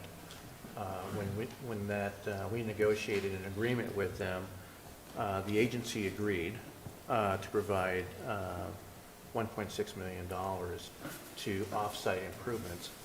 And the reason for that was the anticipated cost for doing the traffic improvements. That is what has, in part, barred development of that property for decades. At the time that this was done, we did an assessment, and believe it or not, your last speaker actually was involved in that, and that was doing an assessment of what we thought future property taxes for that development at full build-out would be. And we actually did something that was equal to about 10 years' worth of anticipated property taxes. Since that time, a few years have gone by. The costs have increased. We asked for additional work for public improvements to include Greenwood, and specifically the Greenwood dock, and additional funds were provided, so that would be undertaken by the developer. At this point in time, the agency has pledged up to $2,050,000, and we've been spending that money down and doing reimbursements for those off-site improvements. Most recently, the developer became aware when the bids were open for the rail improvements. Part of the traffic improvements for that also included doing rail safety improvements, new traffic arms as well as a new traffic signal for that intersection. And the intersection's all being moved to the north. So at a considerable cost, those costs far exceeded any engineer's estimates. Just the cost associated to the traffic realignment, traffic signals, intersection realignment, and the traffic rail arms, and the improvements to the rail line. That's all on the responsible by the developer. That's well north of $2.5 million. So what you have is you have a request from the developer for consideration for an additional $450,000. He has agreed that any additional dollars above and beyond that, due to change orders, which are to be expected, would be borne by the developer. I would share, and then I did have a conversation with the county appraiser that we do expect that incoming receipts from property taxes will be higher, and that's a direct relation to the cost of development. They are anticipated to be much higher. We got Steve here to confirm Yes. that. Confirm that. So I knew I could say that because he was still in the room and confirmed those conversations. So I would share, as far as funding goes, the agency went out and took out a loan specific to street improvements to include Coos Bay Village and other street improvements in the downtown district. We have underspent those dollars to date, so you do have capacity, but it's limited to specific uses, and this would be one of those uses it can be used for. We have extra income because of Nicole getting a lower rate, correct? That is also correct. So, and for clarification, this light in Railroad Crossing is not just for the Coos Bay Village. It's for the intention of the History Museum and also Front Street. Am I correct? The entire area will benefit from it, and I think the only reason they tripped what they call the warrants was the amount of traffic, additional traffic that was going to be caused by Coos Bay Village. Correct. But as the agency is saying, and because of the work that you're doing, more work is happening down on, and more redevelopment's happening down on Front Street. So it would have been required at some point in time. It really is going to be a gateway for that Front Street area, which is one of our goals. And the trade-off for what we're getting for that, I mean, they've done some improvements that they didn't necessarily have to do on the waterfront side that's going to tie into that Front Street project as well. As well as some site improvements on adjacent roadways. Yeah, in addition, they put a 1,700 linear foot walkway that's, I think, 14 feet wide on the bay side. To be clear, there was always an easement there, a public access easement. They improved it. And they didn't draw down on the Greenwood project, right? I mean, even though it was allocated? That's correct, and I think there was a couple reasons for that, but in part that they expected that the traffic signal would be more.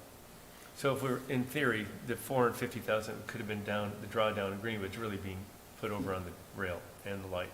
Correct. Okay. Any other comments or questions? Go ahead.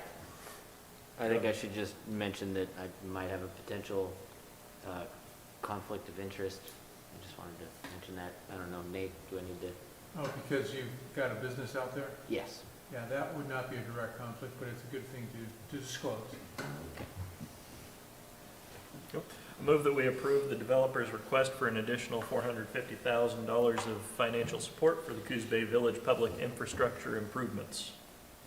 Second. All right, we have a motion to approve the developer's request for an additional $450,000 of financial support for the Coos Bay Village public infrastructure improvement, and a second. Any discussion? All those in favor? Aye. Aye. All opposed? Motion carries. And we have one last item. Yes, this was unknown to us until yesterday. And I'm going to go a little bit off memory since my computer's not bringing up my email to you, but just about, in fact, I believe it is 1 year ago today, the agency approved a facade grant for the Boys and Girls Club, specifically for the old Masonic Lodge, which they now own and has been using for Pacific Dance Spectrum. That's not right. That's not the right name. Pacific School of Dance. Thank you. Pacific School of Dance. That was a throwback right there. You did approve that. They were going to undertake substantial both repairs to and upgrades to the exterior of the building, as well as doing some interior, and they were leveraging the agency's money with other funds that they had acquired through grants and other means. Then shortly after that was approved, then of course we had the pandemic, and that changed many things. And they chose to take that time during those initial days of the pandemic to actually undertake interior improvements, since they couldn't use the facility. It made wide use of their time. My understanding is those improvements are nearly done, and they want to move forward with the exterior improvements. But they are experiencing the exact same thing that others are experiencing in the development world, that the costs have escalated. And if I understand correctly, the current estimates are 3.5 times more than the initial estimates. The agency, at the time you made the approval, approved to provide up to $100,000. I provided you a letter from their director, and basically they would like to still move forward, although they have some extreme time constraints. They have some other grant dollars that are in jeopardy of being lost if they don't move forward, but yet they don't have all the funds necessary to undertake the initial desired improvements. They're not asking the agency for additional dollars. Instead, what they're asking for you is to go ahead and honor the previous commitment of providing $100,000. They would like to pare down the project a little bit by taking some of the exterior amenities and reducing those. Some of those amenities would be to, instead of building out the roof overhang that would overhang across the outside of the building, is to remove that, to not place in new additional windows on the north side of the property, and then not to put cultured stone over the brick that's there now, but rather paint that. Those are, I believe, some of the things. They do have their board chair, Cindy Ball, here. I think I saw her. Yes, That's here in case there are any questions, but staff would request that you go ahead and honor the agreement, allow them to move forward.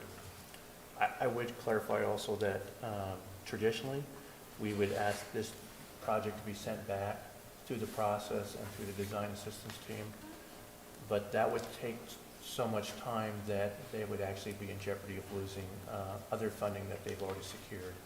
And if I remember right, somewhere in the neighborhood of $150,000. Do we need to waive council rules to continue past 10? That clock's off. Oh. That was the Yes. alarm on my phone to Yeah, remind we me to do. take my You garbage can. out. Yes, Very good. Do we have Drew. to do a motion on that? you can do that by consensus. Do we have consensus to Good. Yeah. continue? Yes. All right. Cindy, did you want to approach the Before- microphone? Before you start, Oh. Stephanie, I just need to full disclosure. I'm employed by the Boys and Girls Club, and I've talked to Nate, and I don't have a legal conflict of interest, but with that said, I will refrain from the discussion. But we do have the Boys and Girls Club Board President Cindy Ball and our volunteer project manager on the project, Pat Ball, if you have any questions. So I have a question. So Cindy, if I read this letter correctly, because of the extra cost, increased cost, this is going to affect what you can do on the interior, am I right?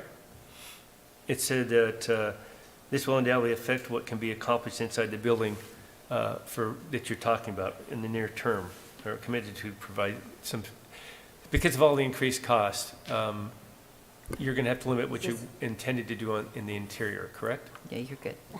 I'm sorry, I didn't hear the last part, Mayor. So if I understand correct, because of the extra cost, this is going to limit your what you can do on the interior also, remodel. That's true, yes, it is. And safety, of course, for our children is the number one. And we, as Roger Craddock stated, we can't do the parapet, walls and the, as exotic a building as we wanted. However, it will still look very nice. There'll be more painting, and we cannot have, there's stone on the bottom we were going to do also, so we got rid of that. But yes, we will be downsizing inside too. So what's the cost on the exterior, your total cost? We have just got a bid yesterday for $243,000, and a good share of that is that ramp that we have. If anybody's seen it, they'd On the north, understand. is that the one on the north side? And that's an exit that we do use. It's not really a fire escape. It's also an exit that we use. That's Especially on the during north COVID, side of the kids building? exit the building that way. Okay. Yeah. So that's a big share of it. It's a huge share of it. However, I believe we're just going to maybe not have some windows that would be normally installed, but it will still look nice. It will still add much value to downtown, I believe. Oh, So the exterior facade improvement bid includes redoing that exit on the north side then? Yes. Oh, yes. wonderful. Yeah, that's one of our first projects. We're hoping to start on this like tomorrow. Wonderful. I will say that I've witnessed it and I've stood near it. I won't stand under it. It is terrifying. It needs to be fixed. So just as a personal Well, I can tell you, vetting. it's been there since I was a little kid, so it's Yeah. pretty old. Joe, if you have a chance, just walk by there tomorrow. Well, no, I drive by it frequently and I do see it. I do definitely support this, but I'd like to throw a little something else for us to consider. I like to see us up our fund for a commitment. I know they asked for 100,000, but I know we're limited in what we can and can't do. But Nicole, I always like to put you on the spot. So, but could we not add another 50 and maybe do 25 this year because we still have 31 left, and then do another 25 in the fiscal year coming up? Commit. So we definitely have capacity, and like Roger, we talked about just a little bit ago, there is that unplanned project line, which is not in facade, but we can do an appropriation transfer, which could put that capacity in that facade or improvement program, as we're calling it now, in that line item. So that's what I'd like to see. I think it's something that's important. It's an important piece of property that we have down there. It anchors 4th Street, which we're redeveloping, and that would also give them enough funds to help them do some more interior work. But anyway, that's my 2 cents worth, so I'd like us to see us up that from 100 to 150. I would tend to agree with that as well. If we do increase that, do we put any projects in jeopardy that may be pending or? No identified projects. I know that I've had a couple of conversations with people about that facade program. Yeah. And there may be some coming down, but I mean, are we really limited to the fund? No, we've discussed in the past that if there was additional interest in the facade program, we do have capacity to reallocate, or you have capacity to reallocate some unidentified project funds to move over. And a lot of those, by the time they get done, Stephanie, I think we almost could put them in the next fiscal year. I mean, be close enough, but if not, we have the funds to transfer back over, I think. Yeah, I wouldn't want to second guess if that's going to True. be appropriate for Right. somebody. Right. What does the extra $50,000 do for the project? It would make it, 2 bathrooms. pardon me? 2 bathrooms. Yes. The restrooms inside all need to be redone to make them up to code and ADA. Okay, so And if, also a lift in the building, because there currently is no lift in the building. okay, so that if would- you don't have that 50,000, those components They have to go on the back burner, are on the and back we have, which we will still try to get other grants. And we have been very successful. We've raised, because this is a huge project, we've raised with a couple grants, it's like 240,000, I think. how much have we, 226,000, I think we have raised so far. With total- grants, with your, and then your grants. Is it? Sorry, I wasn't gonna, do I need to step out there? Yes. and talk? You don't, there's nothing that prevents you from, The total project will end up costing, including the purchase of the building, $880,000, and we've raised about 700 of that so far, or more. And we're very proud to be downtown. I'm very excited about downtown. Downtown's proud to have you. Well, and if you look at some of the photos that are included in this packet, that's going to make you, even in with the black and white renditions, that's going to make a huge improvement to that building. Plus, it's the kids in our community. Definitely. Drew, Phil, anything, any comments?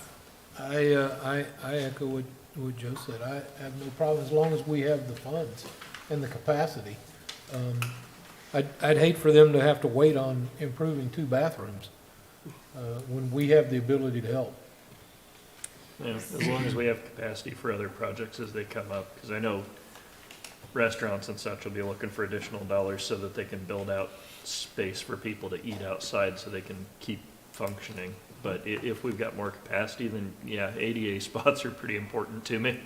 Yeah. All right, so I would entertain a motion then.